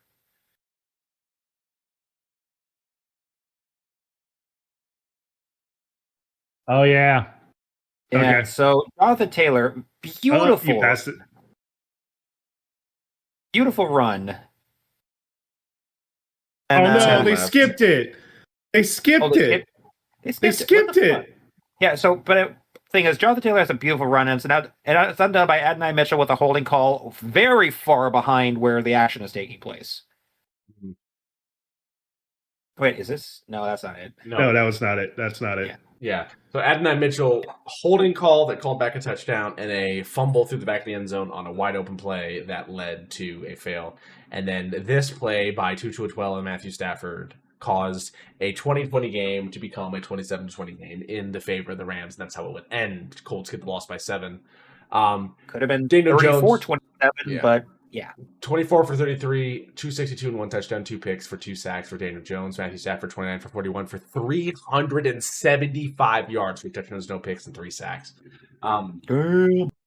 People keep this is starting to be kind of like LeBron James territory. When will Matthew Stafford slow down? It just feels like he just has not aged. His father, he's like keeping Father Time at bay. I was gonna say we can't put this all on Mitchell because that defense also didn't really do too much. Like the defense was so bad. Xavier Howard retired after this game. Father Time crept up to him. Yeah, you think it'd be the guy that threw that touchdown that he was creeping up on, but no. Yep. Not great. But Indiana Jones is definitely not dead. He still performed well. The 2 picks were not great, but at the same time, he still put them in position to win this game. Remember, the 5th movie wasn't that great either, so it makes you wonder how Week 5 is going to go for them. Yeah, and the expanded universe into Week 6. So we'll see how it goes. But great win by the Rams there. Be able to come up with it in the end for the Colts. Some key mistakes cost you the win, and that's how it happens. The Jacksonville Jaguars versus the San Francisco 49ers. I wonder, can we call this an upset? Oh, no. Kinda. San Fran's injured all to hell. I know, that's why I'm like... But then they still got the win tonight. I mean, Purdy went 22 for 38 for 309 yards, 2 touchdowns, 2 picks, and 1 sack. Lawrence, 21 for 31 for 174 and a touchdown, no picks, no sacks. Big thing here, Travis Etienne, 19 for 124 and a touchdown on the ground. A phenomenal day. McCaffrey went pretty crazy. He had 130-plus total yards, 17 carries, 49 yards rushing, 6 receptions, 92 yards, and a touchdown receiving.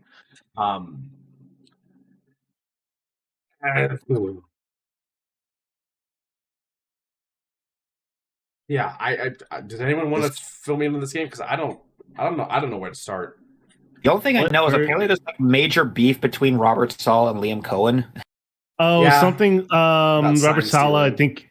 Yeah, Robert Saleh was accusing Liam Cohen of sign stealing, but yeah, and then like after the game, they're meeting up, and it literally sounds like the face down between 2 like UFC fighters at like the weigh-in. They're just like staring at each other, like I'll fuck you up, dude. Don't fucking talk to me like. What are these 2 teams? Yeah, what are these 2 teams? Inconsistent, injury-ridden eyesores. I mean, the Jaguars aren't that injury-ridden. 49ers are not really injury. Trevor Lawrence still has CTE from last season from that hit from fucking... Well, what you said, inconsistency is definitely the name of the game here. It's not football. It is definitely not football. I mean, there's still some really good receiving options for the 49ers. I mean, McCaffrey, which are now hurt. Juszczyk. I mean, isn't Pearsall still healthy? He's injured. He got injured. Oh, my God. So did Juwan Jennings.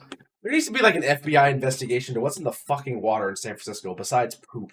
Like, what is fucking... Leave me to it. Yeah, like, what the fuck is going on with like the Niners and like injuries? Like, this is not normal.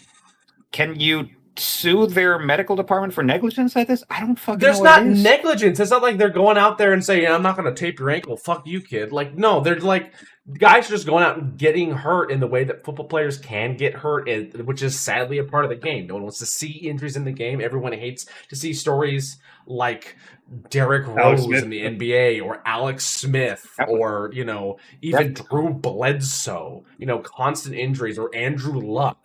Like, no one wants to see stories like that, but it's a part of the game. He was just stupid. But, like, yeah, I just don't know what it is with the 49ers. It's not like something you can fix, right? Like, maybe there's, like, some specific, like, regimen that you can do, like, stretching and strengthening certain ways to be able to heal certain things. It's not like they have a bad field. Just some... It's just like... The question is, like, what exactly are they doing that's just getting them injured in all these different ways? Because you've got, like, toe injuries, elbow, rib, hamstring, calf, ankle. It's, like, all over the body that we're seeing injury report injury report updates on. So it's a number of things, I feel like. You can't just pin it all down to one. Yeah. For the Jaguars, great game, showing out and doing well. Shout out to Josh, and he changed his last name to Hines-Allen, so he doesn't get confused with the other Josh Allen. That's a tackle funny. for a loss and 2 solo funny. tackles.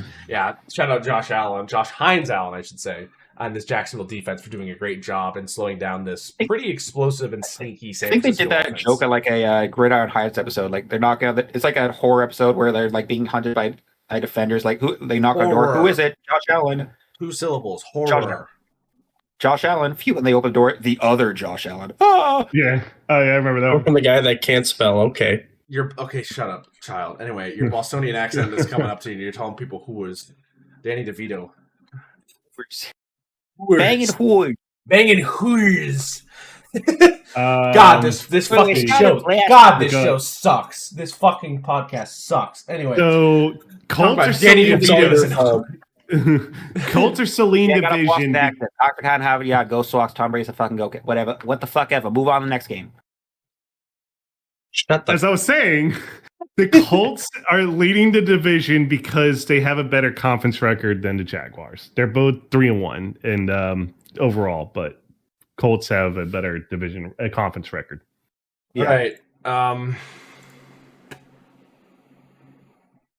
Tonight on Days of Our Ravens.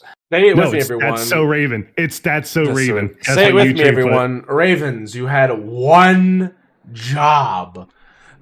Beat the Chiefs, and you didn't do it. Lamar Jackson goes with injury. Even if Lamar was actually healthy the whole game, they can't beat the Chiefs. They can't. 14 for 20 for 147, a touchdown to pick, and 3 sacks for Jackson. Cooper Rush had to come in 19 for 13 for 52 yards. Patrick Mahomes was 25 for 37 for 270 and 4 touchdowns with 1 sack. This Ravens defense has name after name after name after name on Kyle Hamilton, Marlon Humphrey, Keon Martin, Chidobe Awuzie, Josh Topu, Roquan Smith, David Ojabo, Malik Starks. Like, I thought they were injured this game, or they have some injuries. Like, this is a basketball reference, but this team reminds me of the Sacramento Kings from like the mid 2000s, where they have like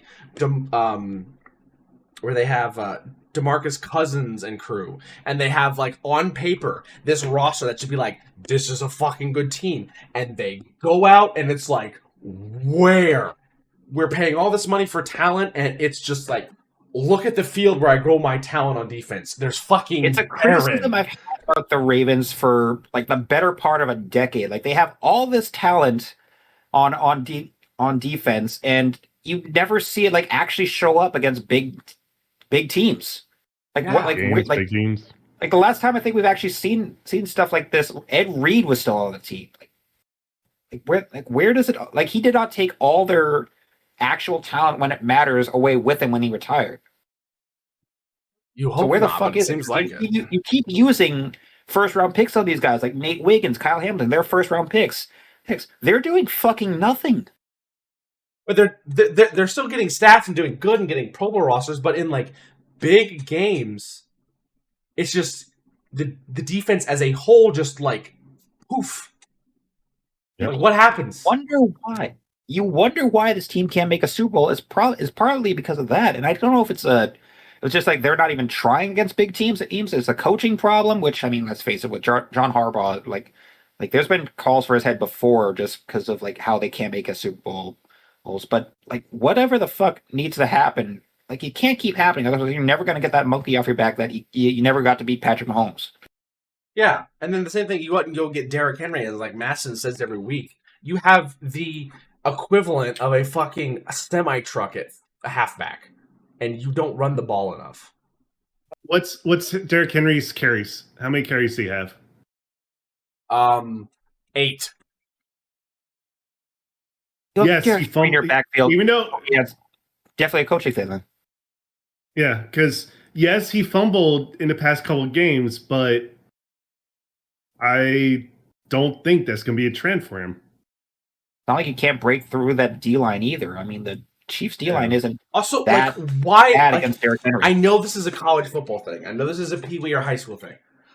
Why would you not run read option with these guys? You have probably the fastest quarterback in Lamar Jackson, one of the biggest running backs in Derrick Henry, one of the best fullbacks in CJ Ham, and a phenomenal blocking tight end in Mark Andrews, and a great O-line. Not to mention, you have every single piece to what an Army offensive coordinator fucking drools over. Like, why do you not go out and you just run? I'm not saying go and run wishbone triple option wing T bullshit that Gorlami probably sees a million times a game. Don't do that shit. But if you go out and you run a triple or double option, right? Like, especially with like Zay Flowers as a pitch option after you do a read option with Derrick Henry. Oh my god, dude! Like, run those options, get out to the corner and make a quarterback's life hell.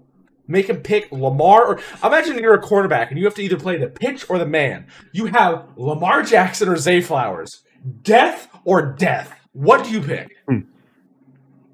Or your DN that gets unblocked off the edge, and you have Lamar Jackson holding the ball like this, staring you dead in the eyes, and he's looking at you as he's about to hand the ball to Derrick Henry, who looks like a fucking matador bull ready to gore you. I'm just gonna lay down and say I'm injured. like Be like me when I almost got hit by a train when I was a kid. Like, you have, like, it's almost like we're giving you the instructions to a Lego set. And it's supposed to be like a pirate ship. And you go out and you build a Death Star with it. And you're like, John Harbaugh, why? We've given you all the pieces, all the options, all the necessary little bits to do what you need to do with it. And yet you go and you do something else. You are dealt a hand. You can't say you have a royal flush when you have 4 aces. Yeah, it needs to be said more often. Harbaugh is holding this team back. Yeah. Like, how long is he going to be coaching? He's coming up with against Super Bowl caliber teams, and you just keep seeing this where they just keep constantly making you look like you're Rutgers coaching against these teams. Then your time is running out. Yeah, just because he has that one ring. That one ring, well, yeah, just like fucking. Oh my god! I don't know about that because like Doug Pearson got fired after like 3 seasons. You had some other coaches get fired. Coach. At least he did. Doug Peterson. He was. Peterson Yeah, you're right. But you're thinking of Frank Reich. Yes. At the same time, like, yeah. At least your head coach isn't being held, into his contract because making a Super Bowl was enough.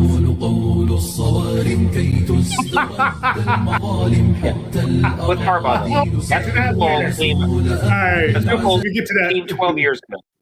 You can't really rush it anymore. Like, the only reason Tomlin's still with the Steelers is back they haven't won a Super Bowl over a decade is because Steelers are bullshit with that shit. Also, let's not zoom by things. Chiefs, great win. Great win to hop back on it. Yeah. Good way to get back right around. Really quality win. Patrick Mahomes looked great. You got Xavier Worthy back. You didn't run the ball great, but you passed the ball really good, and you made plays where it mattered. And again, Mahomes is still phenomenal, even at 30, which is crazy to think that he's 30 now. I don't like that. Yeah, he got drafted in 2017. He got drafted 2017. Yeah, 2017.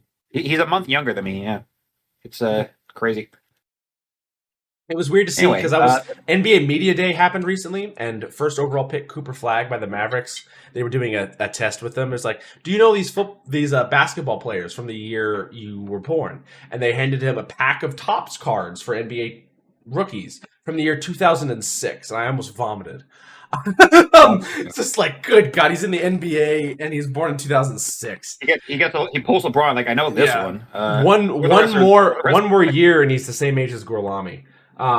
Anyway, Mamba's not here, so we might as well play a edit. Mamba's always we also play an edit for the Bears. That's Lightning McQueen. And what do you say? Just say something to the fans, man. Good job. I will say, in this game, there was a little Lightning McQueen. Caleb Williams. Is it wrong to call him Caleb Kachow Williams? Yes. It might be copyright. One winner. Don't we play copyright music? I gotta say it. If Disney knows who we are, it's an extra viewer. Extra viewer. Yeah. Like. All right. I'm gonna give it a bit because Las Vegas. It is Las Vegas. We also saw the return of the Boise State or the fuck, what was the name? Yeah, Aston Genty. Aston Genty had like a killer nickname. The Boise State. They called it Halloween stance, something like that. Because it oh shit, it looks like Jason from Halloween. He's just like standing up straight. 25-24, the final score. The Bears get the win on a blocked field goal. They get back-to-back wins for the first time in probably 57 years. No, since last year. 22 for 37 for 212, 1 touchdown, 1 pick, and 1 sack. DeAndre Swift, 14 for 38 on the ground and a touchdown. Geno Smith, 14 for 21 for 117, 2 touchdowns, 3 picks. And Ashton Genty, 21 carries, 138 yards, 1 touchdown. His longest run was 64 yards. This is the Aston Genty we're used to seeing. Do you know the change that was made for Aston Genty into his stance? His stance. He went Because from the traditional NFL down and ready, hands on the knees, to the I'm going to stand straight up, I'm going to run straight through you, and I don't give a fuck. Hey, Chip Kelly, this is what happens when you don't fuck with the players. He's offense coordinator for the Raiders, and yeah, that fat piece of shit fuck. I'm really sad he's an offensive coordinator for the Raiders, and he's still at Ohio State, because Ohio State's play calling versus Michigan last year was legitimately some of the worst play calling that I've seen. And again, I am a fan of the... Okay. We know your life sucks, okay? Please, Roger Goodell, unblackball John Gruden just so he can come in and just yell X right, 42 slant, X Y, tarantula banana to Joe Burrow through the headset. Did you see his tenure with the Raiders? Yeah, did you see his tenure with the Raiders? The second tenure with the Raiders. The only good pick. No. Second tenure. His only good draft pick was Max Crosby. He's the one that drafted. Move his draft rights then, and just keep it with. Also, apparently, Supreme Court rejected the NFL plea for Gruden rehearing, so that unblackballing is not happening anytime soon, I think. Oh, fuck! Like, who's even the good? So he kept saying he wanted to throw the Raiders back to 1998. Their record in 1998 wasn't really that good. So, well, they made the Super Bowl. But didn't they make the Super Bowl in 1999? It was them against the Panthers. No. That was 02 against the Bucs. 02, and well, we all know how that one ended. But he won one, I thought, with the Bucs. Wasn't he the head coach of the Bucs? With the Bucs in 02. Yes. Gruden was part of a Super Bowl with the Raiders. It's just that he beat the Raiders. Yes. He was with the Raiders when the Tuck rule happened. Okay. I know. No, I'm just letting you know what. I'm just letting you know what. Like, I appreciate it. Back to this game. Really back and forth game between two teams that are still young and upcoming. I think the Bears should be a little bit further along, but again, none of it's Caleb Williams' fault terribly. He had one bad pick, but other than that, pretty good completion percentage. 1 touchdown, 212 yards, looked great. Ran the ball 8 times for 13 yards. Looked pretty good. I mean, he's performing very well as a quarterback in here, and as long as you get him more coverage and protection. And again, that was just a phenomenal pick. That was just Max Crosby. Max Crosby there. That's the same thing I said when they beat the Patriots in Week 1. Like you're just going up against a D-line that includes Max Crosby. It's going to be rough. Yeah. Yeah. So great performance by the Bears there. For the Raiders, Genty's back on track. That looks great. Getting that blocked kick, preventing you from go from 2-2 is really rough. And you hate to see a game end on that season. But a silver lining, Genty changed the stance, and he went from Cedric Benson to Walter Payton. Also, one thing I have to ask, what happened to DeAndre Swift? Oh my God, his stats are... Yeah, 14 carries, 38 yards, 1 touchdown. I mean... Listen, NFL GMs aren't the smartest, but at the same time, when they never want to give a running back that's over the age of like 27 a lot of money, there is sometimes a reason for that. True, but I'm just saying, like he just fell, like just really fell. Like he wasn't bad last year. That was kind of his own damn fault. You just say that because he's a Cowboy.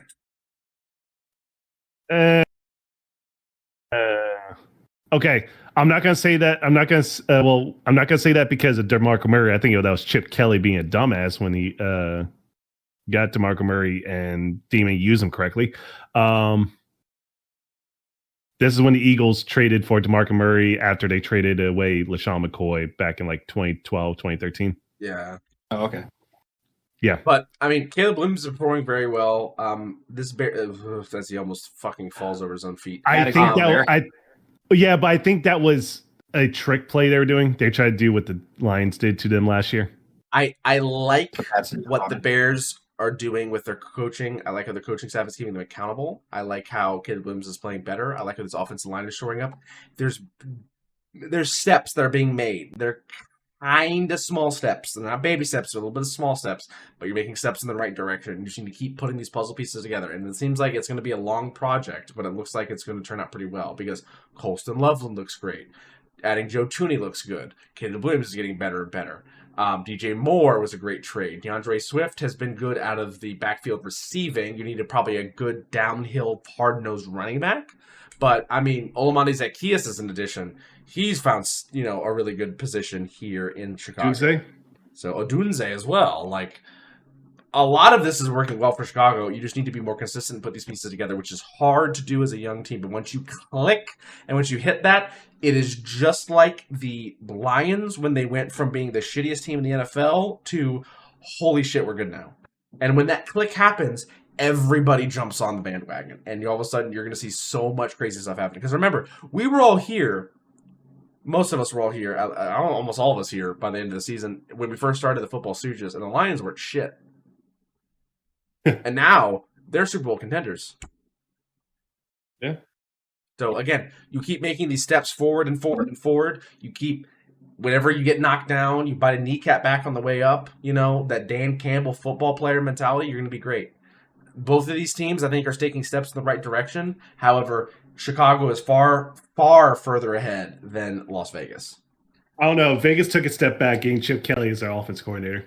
That is true, but again, Pete Carroll as their head coach is definitely a step forward. It's just how long you're going to have him. I believe he is in his 80s. He's 73. He's the oldest coach in the NFL right now. My apologies. And 1-3 is already not a great indicator of longevity.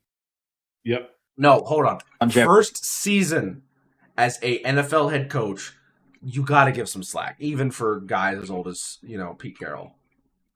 If it was another Frank Reich, Urban Meyer was another whole incident craze entirely, but like Frank that was Reich, was like off the field stuff, extracurricular shit.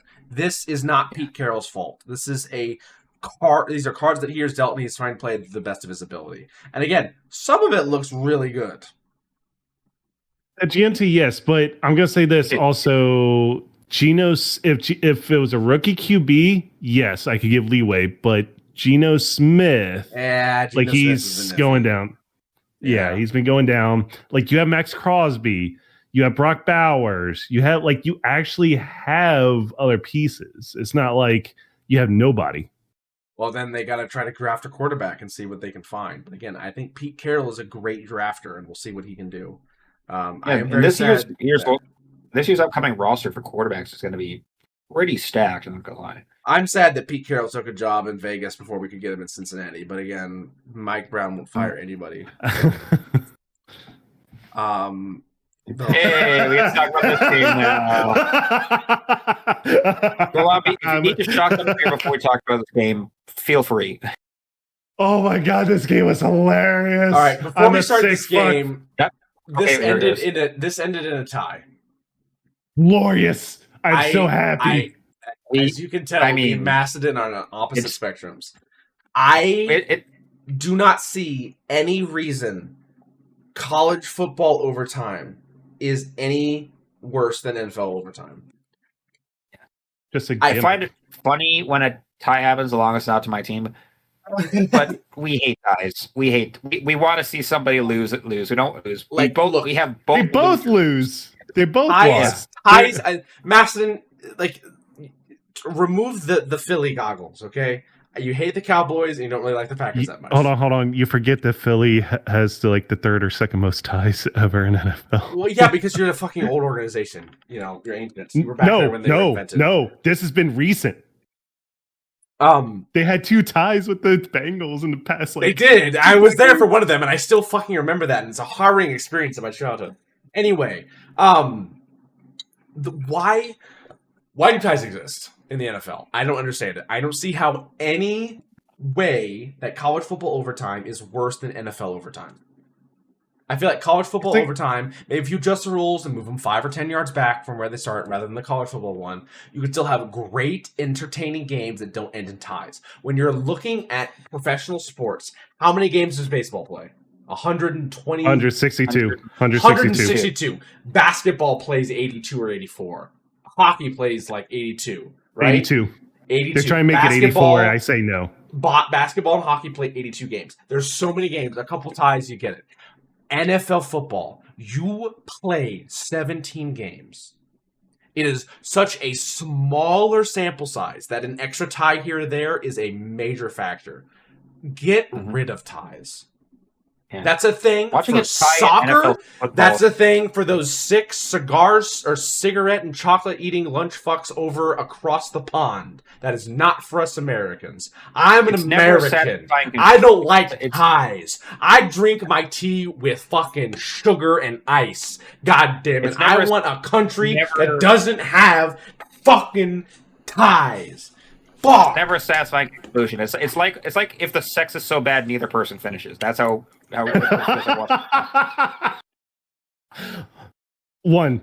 Rough sex. You should have won in fucking regulation. 2, Green Bay. You should have fucking won in regulation. 3, it's the fucking Cowboys without Micah Parsons. You have Micah Parsons. You should have won in fucking regulation. How do you give up 40 points? Or also Valentine are very good examples of this. At the very end. Matt LaFleur, do we need to send you a watch? Because what the fuck was that? Time management at the end was fucking abysmal, dude. Using the timeouts back to back like that shit was fucking stupid. Wait, he used it back to back? Not back to back, but like nearly back to back. Pretty much. It felt like it. Again, I'm going to rest my laurels here. You know, I'm going to die on this hill. Matt LaFleur plays down to competition. Yeah, I can see that. I see it. Again, when, like, I remember college football reference here. Nick Saban constantly talks about how he had to really push his guys when they were playing Vandy or North Alabama or UAB or fucking D3, whoever, because he had to really force his guys. We got to practice well. We got to play well. We can't go out there and lay an egg because we'll lose. And he only lost like one really bad game at home against a really not good school. DeBoer comes out there, goes to Alabama, and he has all this. So I'm wearing crimson for this. Has a lot of problems dealing with small teams, you know. So I feel like the same problem happens with LaFleur. You go out, and obviously in the NFL, everybody's a professional, but you go out against teams that are like the Browns, and you're like, well, they're playing Joe Flacco. What can they do? And then you get in the locker room after the game's over, and you're like, shit, Joe Flacco just looked like Joe Flacco looked like Joe Flacco did not look good in that game either. Okay. It was just... The Browns beat us. We just got beat by the Browns, who have had a different starting quarterback almost every single year since before Madison was born.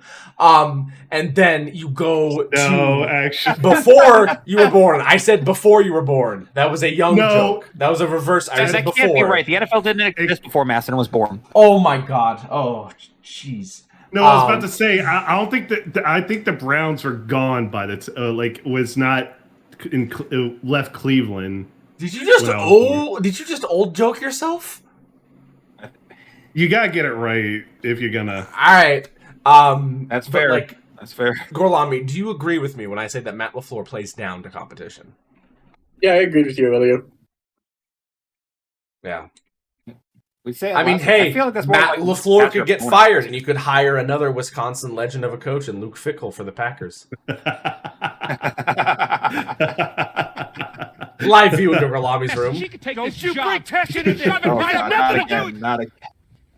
I was just not expecting. I was expecting like Michigan to come up and be like, "I'm here." It would have been funny if someone edited like that issue to go being on there, like, oh my God, and then all of a sudden someone opens the door, surprise, motherfucker, it's just Michigan, like, what's up? Oh shit.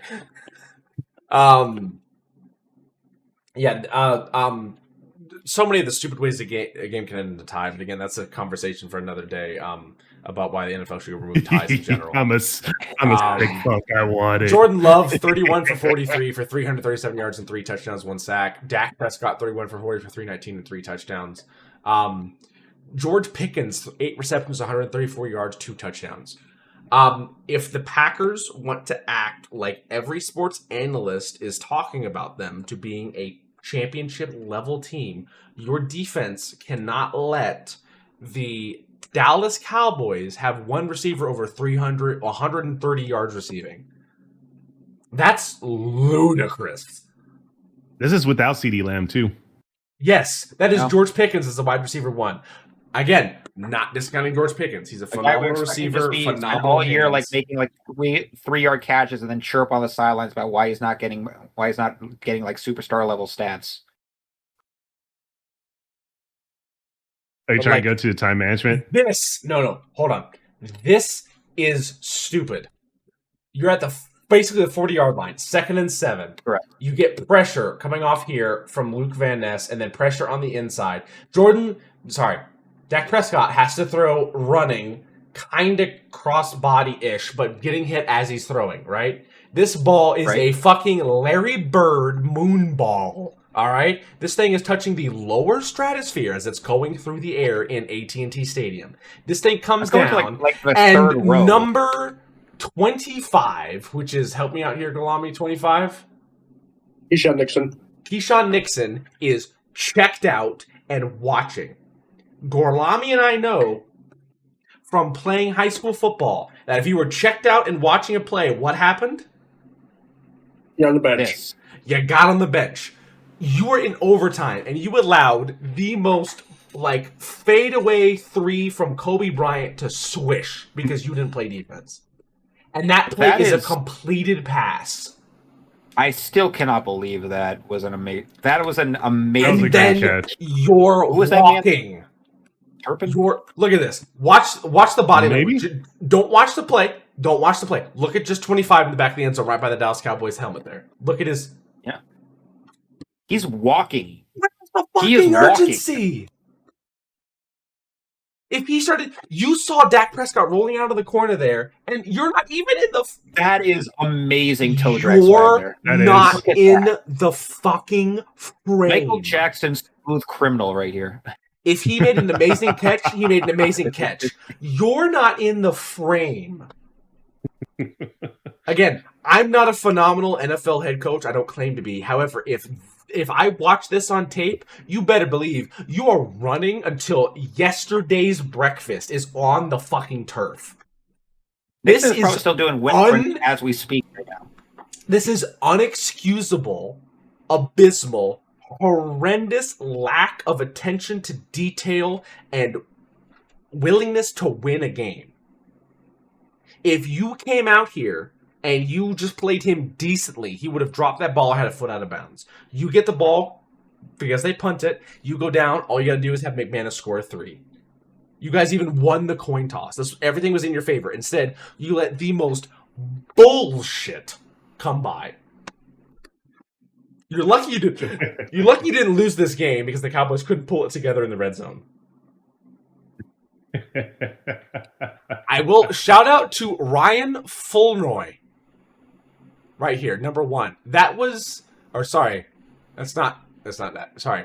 Jalen Tolbert. That was one of his 4 receptions for 61 yards. I believe that was his longest for 34. That was Tolbert. Yes. So,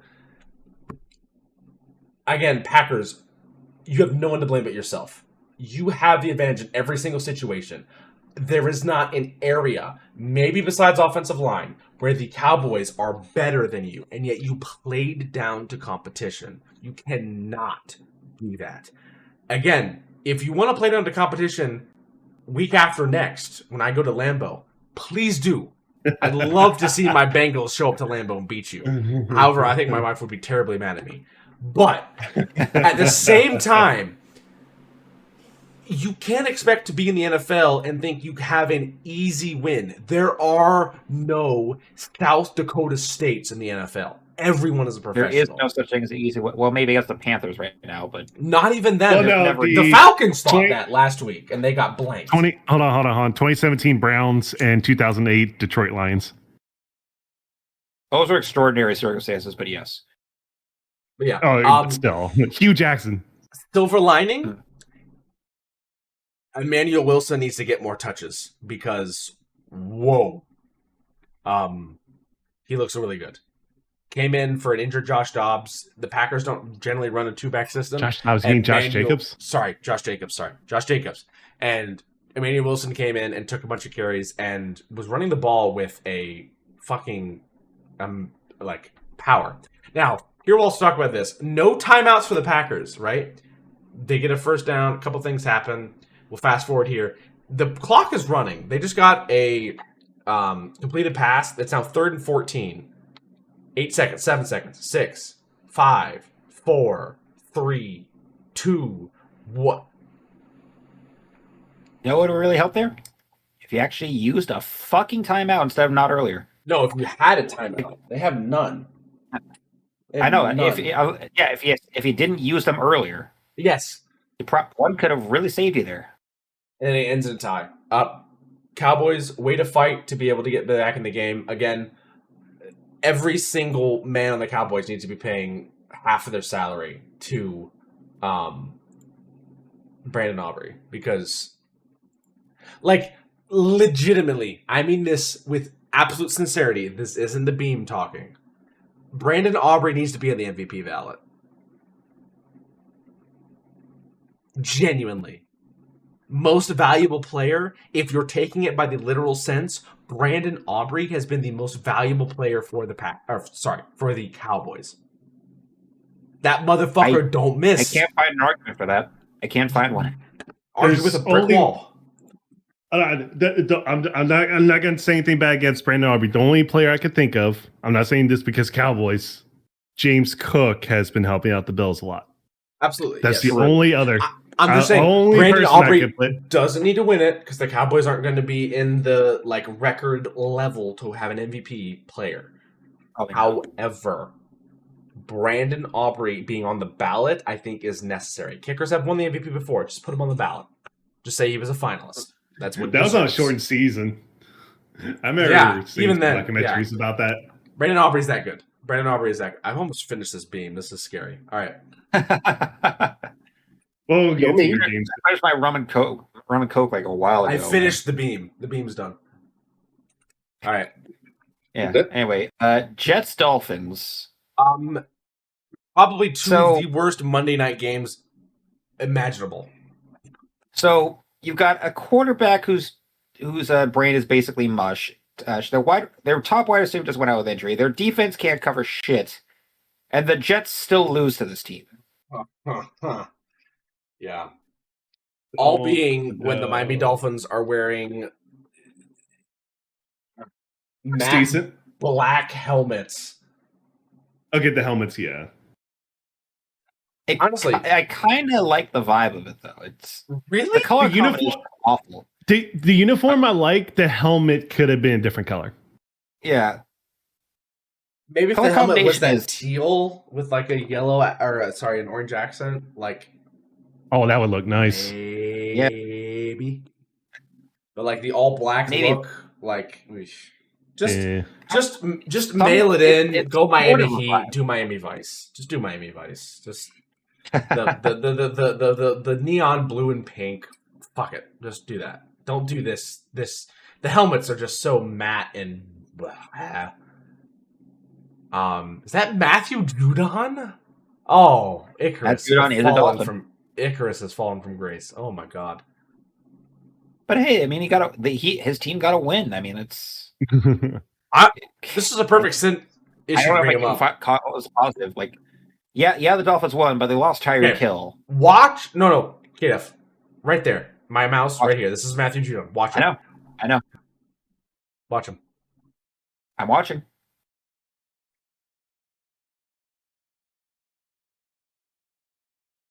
And there he goes. In the words of that one movie, this motherfucker is locked. Yeah. That was clamps. Vice grip. Clamps. 27-21, the final score. Jets lose to Miami in MetLife. I'm sorry. What was that fumble? Yeah, there's been some weird turnovers. Oh. The math ain't math in there. Physics, man. No, I can see what happened. Going backwards, getting the ball hit from the fist. Listen to me here. Okay, remember these numbers. First two, First quarterback, 20 for 27 for 226 and 1 touchdown, 2 sacks. Second quarterback, 17 for 25, 177 yards, 2 touchdowns, no interceptions, no sacks. Who won? In order, that was or quarterback 2. I'm saying quarterback 2. Yeah. 201 with a worse completion percentage, less yards, and only 1 more touchdown. Yeah. I don't... And losing your top target. Jets had 2 rushers over 80 yards. Well, we saw one thing that happened, the fumble. Yeah. I mean, Jets are definitely rebuilding. You're obviously keeping Garrett Wilson. You're seeing if Justin Fields is the real deal. He's looking, honestly, quite good. You can keep refining a couple issues. For the Dolphins, you get a win here, but, like, this is your first win of the season. Tyreek Hill's out. Like, do you start trading away people? Do you trade away Tua to a team that needs it? Do you try to, like, see what people will give for his injury history? I mean, you'd have to be giving up a lot to get Tua off your back. I was about to say, like, maybe the Bengals could have him and they could do something, but with that Bengals O-line, Tua Tagovailoa is going to be, like, speaking German by the third week. Yeah, that's just guaranteeing that he's going to be a vegetable by the end of the year. Oh, God. I mean, besides, okay, Achane could be a trade. Yeah. Achane, yeah, he could be on the block. Yeah. Him, Minka again, maybe. Yeah, it's like who do the Dolphins have that they could trade for picks? I mean, they can't get. I mean, Chop Robinson is still on his rookie deal, so you can't really move from him yet. Jalen Phillips is injury ridden.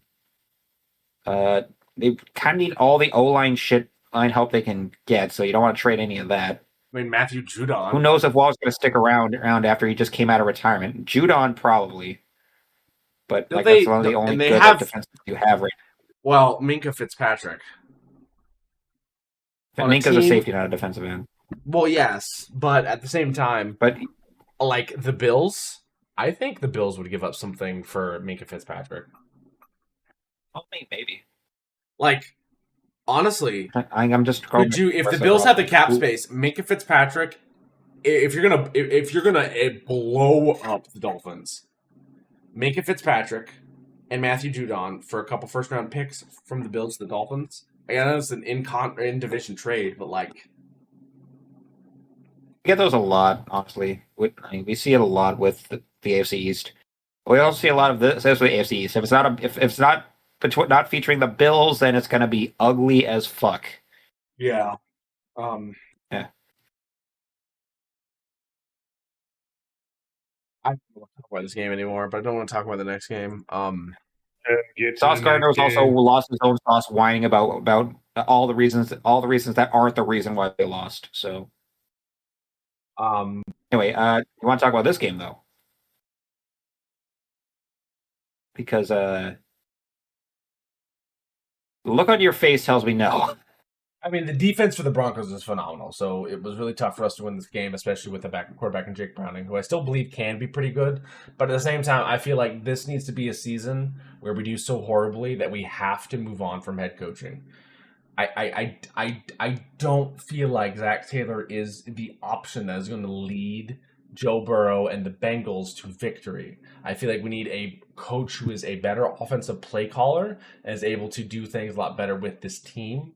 I feel like we also, this is horrible because we can't really do anything about it, but I really think that we need management and the ownership for this team to be able to really all in on a, championship win here. And really force money to, try to get something done. Like, we have Harris on a 1-year deal, extension into next year. We have Trainers is going to be a free agent. We paid Joe Burrow and T. Higgins and Jamar Chase all this money. Like we need to go back and ask if they're willing to take some sort of pay cuts. That way we can be able to get other players for this, because we need to shore up the offensive line, because we've been in the bottom quartile for all of the blocking and all of Joe Burrow's career. All of Joe Burrow's career. Yeah. Obviously, Joe Burrow needs to get the bit of the ball out a little bit earlier, but that's not the majority on him. That's because after 2 seconds, Dalton Reisner is letting a guy fucking flow by him like he's a fucking damn wall. I said this the past couple years. Zach Taylor's making you worse. I agree. I also don't want to. I've never been impressed with Zach Taylor's coaching. I also don't want to say you've like completely missed your window with the 2021 season where the you window went to is the not Super Bowl. closed. We still have Jamar Chase, T. Higgins, and Joe Burrow. The window is not closed. Not at all. Not. Especially after we were talking about the window might possibly being closed for Josh Allen last year. Now the window is a fucking like open fucking door to a church, like double doors wide open for the Bills. Where's the play where Denver only sent like 3 rushers and you guys only blocked like 1? You don't want to fucking watch any more of these highlights. Being talking, it's not going to get pretty.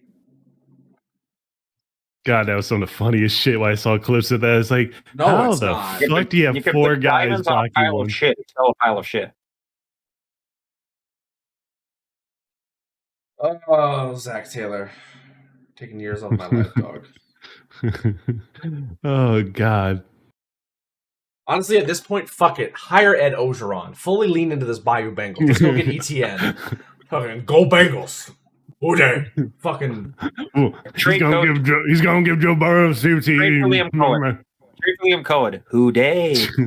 Uday. Oh God. Oh fucking. Oh. And somehow they're 3-1. Somehow the Jaguars are 3-1 too. Yeah. Broncos. Yep. Bo Nix, 29 for 42 for 326 yards, 2 touchdowns, 1 pick. J.K. Dobbins ran for 101 yards. Domination, 28-3, the final score. Flex all of the Bengals games away from prime time. Just do it. Just pull the plug, Roger Goodell. I need at least the media. I need the media. I need local fans. I need international fans to just start fucking like hashtag fire Zach Taylor. All caps, just everywhere. I want Joe Buck to talk about it. I want Troy Aikman to talk about it. I want Mike Tirico to talk about it. I want fucking Chris Collinsworth to talk about it. I want fucking Chris Fowle to talk about it on College Game Day. I want Zach Taylor gone. I don't want to see him in the state of Ohio. I don't care if he is the 3rd string special teams coach for the fucking Cleveland State Community College. I want this motherfucker in California yesterday. I can't stand another minute. I cannot stand another minute of watching Zach Taylor coach the fucking Bengals. I have seen Marvin Lewis coach this team for so long, and every single game was better than this bog water, bottom of the rung, horrible, horrendous game. This shit sucks. I was a little upset. There's a reason I drank half of this bottle, this podcast, and I'm a little tipsy because there's so much talent we have in this team, and we are wasting it. I won't waste any more of your time because it's not worth any of your time to talk about this. Broncos fans, I'm sorry, you put belt to ass. So,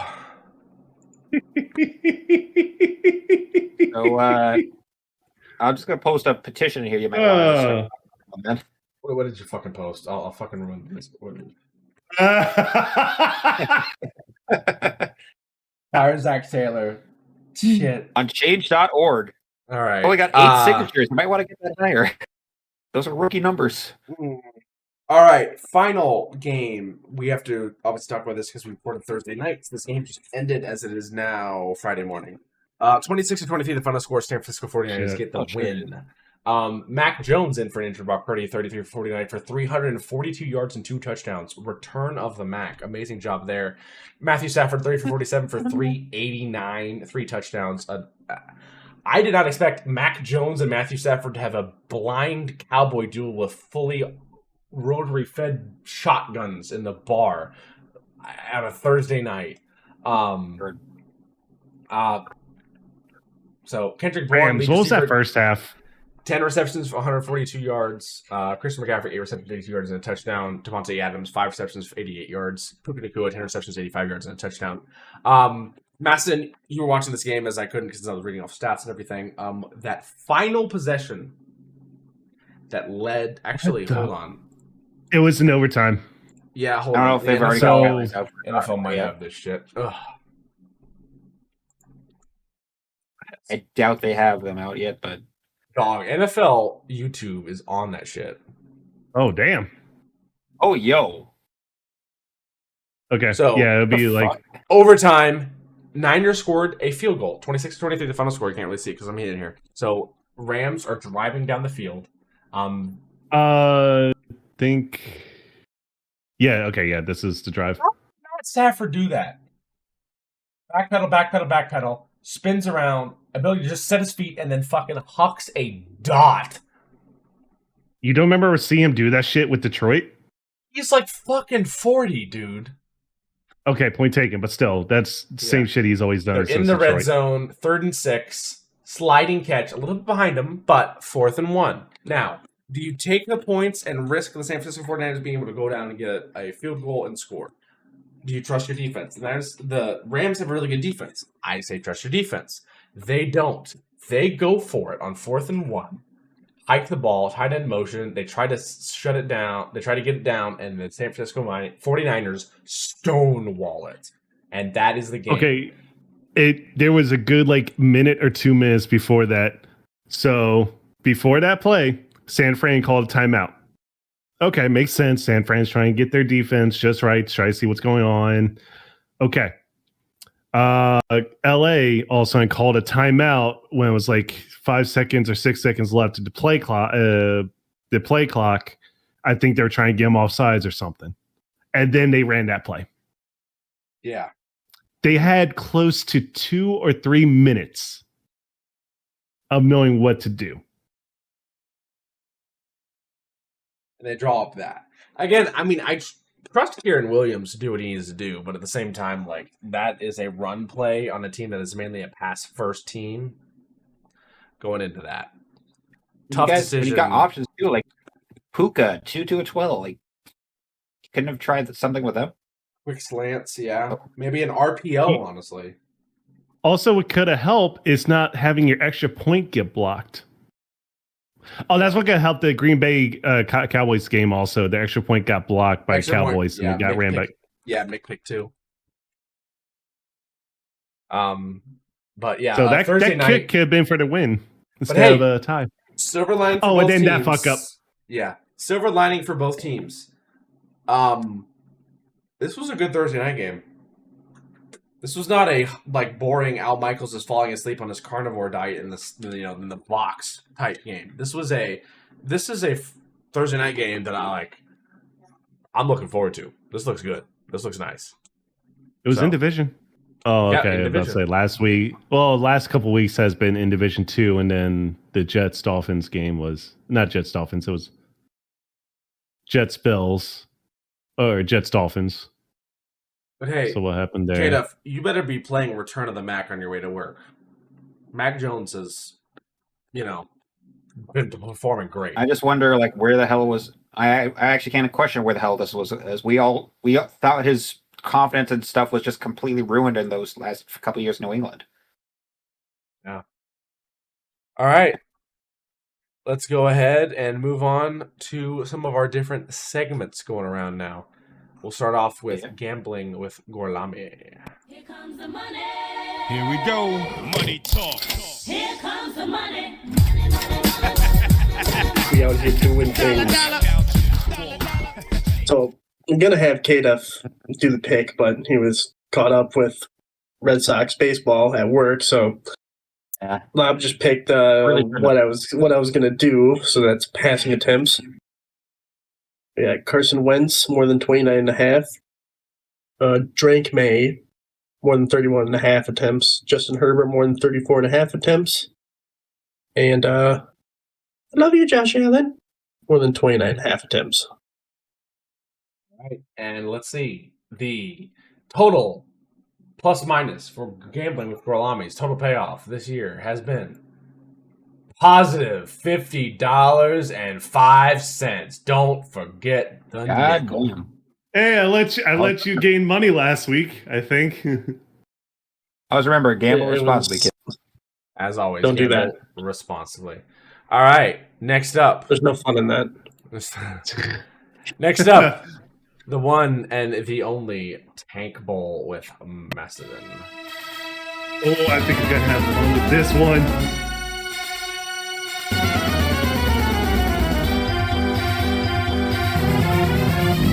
This is gonna be a fun one. All right, you keep on. Wrong one. Fucking. Okay. Hold on, wait. I make him too Green busy. Bay, Green Bay, you're with the Cowboys. I'm sorry, I gotta do that, dude. It was hilarious. It was fucking hilarious. I'm a sick fuck for the ties. Oh god, actually, I have to put Giants to cringe. Jackson Dart looks better than Russell Wilson. Indeed. Cam Scatterboo. Yeah. Until he gets CTE. Exactly. 3, 2, 1. Let's see. I'm trying to think. Houston and Tennessee's are staying. I'm sorry. Like Houston, you beat a team that's quit that quite quit. Yeah. Yeah. Put the Jets with the Dolphins. Really? It's starting to look bad. That's a lot of teams. 1, 2, 3, 4, 5, 6, 7, 8, 9, 10, 11. There's 11 teams in this Tank Bowl. How many of them? Okay, the Green Bay one's a joke. Okay, sorry. I know put Green Bay with Cowboys, but they tied, so they had to be together just for that. Out of all those teams, who do you think are good besides Green Bay? That, as I said, that's a joke. Yeah. Carolina looks like shit. I want to say you could maybe move up Miami after their win, but they're still. It's the Jets. They just beat the Jets. I think the Giants need to be in bad. Honestly, the Giants look fairly good. I'm gonna. Well, I took Russell Wilson out from under center. Yeah, that's why I put them up to cringe from worse. Remember, they're at worse, so that's already a jump. Fair enough. Yeah. I kind of want to put the Ravens in there now, but no. I'll wait. I'm sorry. Just Harbaugh's really pissed me off. I could have won my ESPN fantasy with some college friends if they used Derrick Henry. Also, if I would put in the Denver defense instead of Green Bay defense. I don't know why you did that. Because I kind of forgot that the Broncos is faced against Jake Browning and the Bengals. And then also I was thinking Green Bay was actually going to destroy the Cowboys, and then we saw what happened. That's all I could think of right now. I can't, holy shit, these are bad. Yep. All right. Thank you for the Tank Bowl. Macedon will now go back now to our predictions for this next week. Let's take a look at the scores. All right. In first place, we have myself, 58-23, kind of slipping, only went 7-10 in week 4. Then after that, we have Macedon falling back a spot to Gorlami, 55-21 for Gorlami, 12-8. Macedon, 55-22, 12-8. Then Pekeda, 54-24, 13-9, and Mamba, 47-25, and 9-9. All right, first game, Vikings and Browns. This is from Tottenham in London, England. Vikings lost in Ireland. They're not going to lose in England. I will take the Vikings by 10 in this one.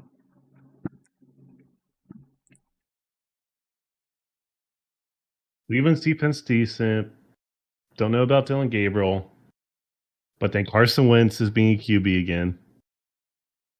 That O-line, It's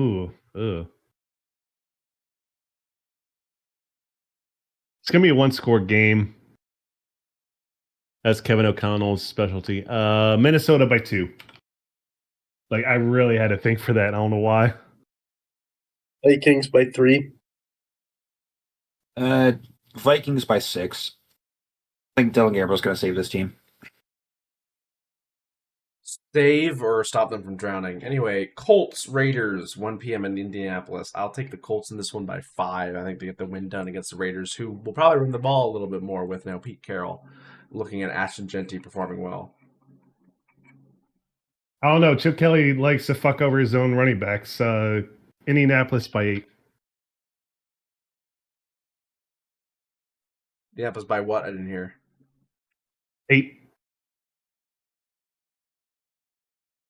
Well, Sorry, so Colts by 7.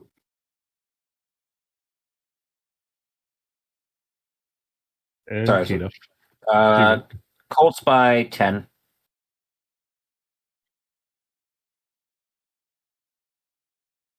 All right. Giants Saints from New Orleans, Louisiana. Rough, but I still like the Giants. Dart starting, Cam Scatterboo being phenomenal. I think this defensive line from the Giants is going to be really great with Abdul Carter and Keon Thibodeau. So I think they're going to make Rattler fucking scared out of his fucking mind. I'll take the Giants by 3. How long until Cam Scagaboo gets a CTE? I do not know, but the Giants get the win by 4. Giants by 5. Gadago's gonna bash through that D line like Katrina bashed through the levees. Give me Giants by 10. Oh my god. That's a little rough there. All right, Cowboys Jets. Honestly, something in me is telling me it might be the beam. Jets by 5. I think the Jets can get this done. I think they get the first win of the season. I think the Cowboys are, high and mighty after tying against these Super Bowl favorite Packers, and then they fall apart. Jets get the win. Is CeeDee Lamb coming back this week? I'm trying to remember. Or is he out multiple weeks? I think he might be out a little longer than this week. I'm sorry. I just don't trust the Jets right now. It's the fucking that cursed Super Bowl win that they had. It's still haunting them. Dallas by 4. Cowboys by 6. Stop being scared about anything about the Jets before the butt fumble. Give me the Cowboys by 13. All right, pretty good game on 1 p.m. Broncos-Eagles. Eagles undefeated, trying to take that streak to 5 games against the Broncos in Philadelphia. I'll take the Eagles in this one by 7. I think they get the job done. It'll be a tough game, though. Defense of the Broncos is not to be underestimated. Please play a full fucking game, Philly. God. That's you, Nick Sirianni. Stop being fucking prick. Philly by 5. I actually do think Denver's defense is going to give them problems, though. Possibly.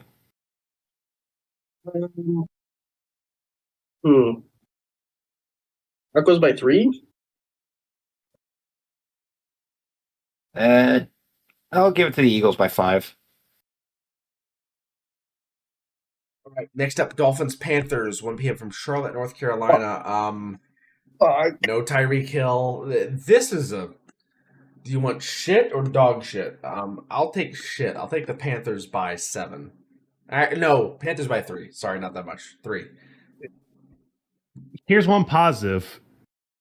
Panthers are home. Bryce Young only has 1 win on the road in his career. Yeah.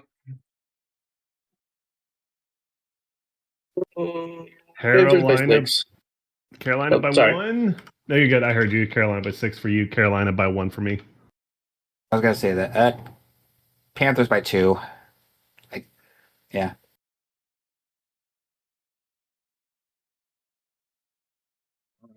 Texans Ravens. Sorry, I was not waiting for a 4th person because I miss Mamba. Texans and Ravens. How are the Ravens 1-3? They're going to bounce back from the loss against the Chiefs and beat the Texans team, which I think is going into the junior jitters, which is sliding into the forever fidgets. Ravens are going to win this one by 7.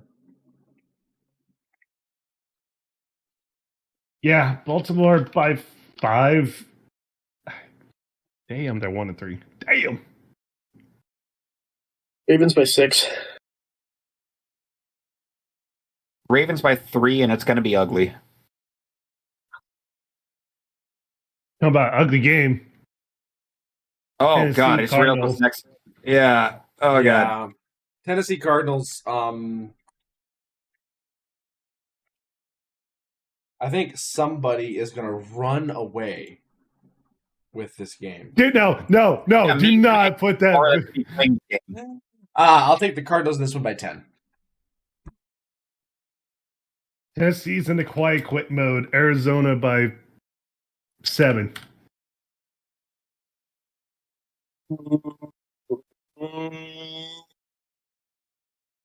Cardinals by 6.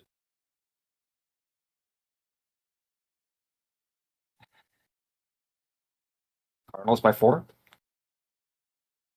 All right, next up, Buccaneers, Seahawks. Seahawks have been performing pretty well this season. However, the Buccaneers, I think, have been performing better. Their only loss came to a very talented Super Bowl champion Eagles team. So I'll take the Buccaneers in this one by 3. I think they get the job done on the road in Seattle. I think it's going to be Tampa Bay by 9.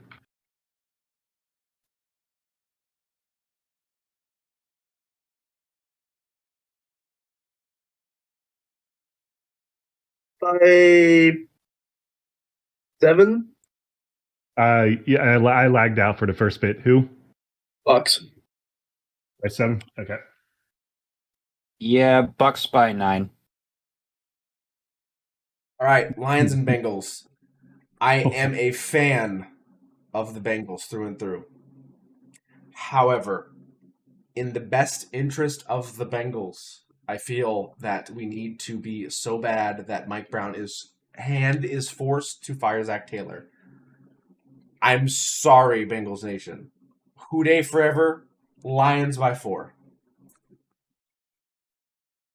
Detroit by 15. I'm sorry. Up to ass. Lions by 14. About to ass. You know. Sorry, I was Lions and Bengals. Yeah, Lions by 10. All right. Commanders, Chargers, 425 on Fox. I believe this could be Fox's game of the week.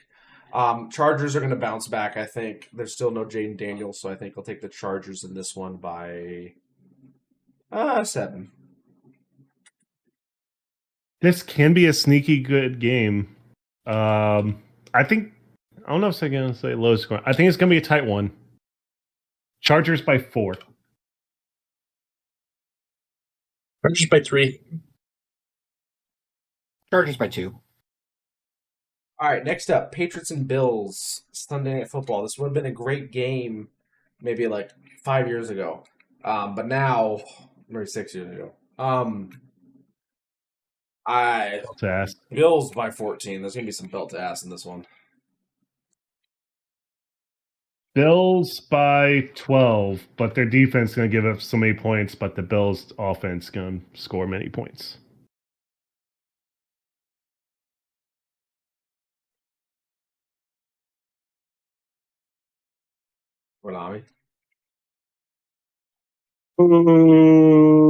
Bills by 10. Much as I want to root for the upset, to be realistic, Bills by 7.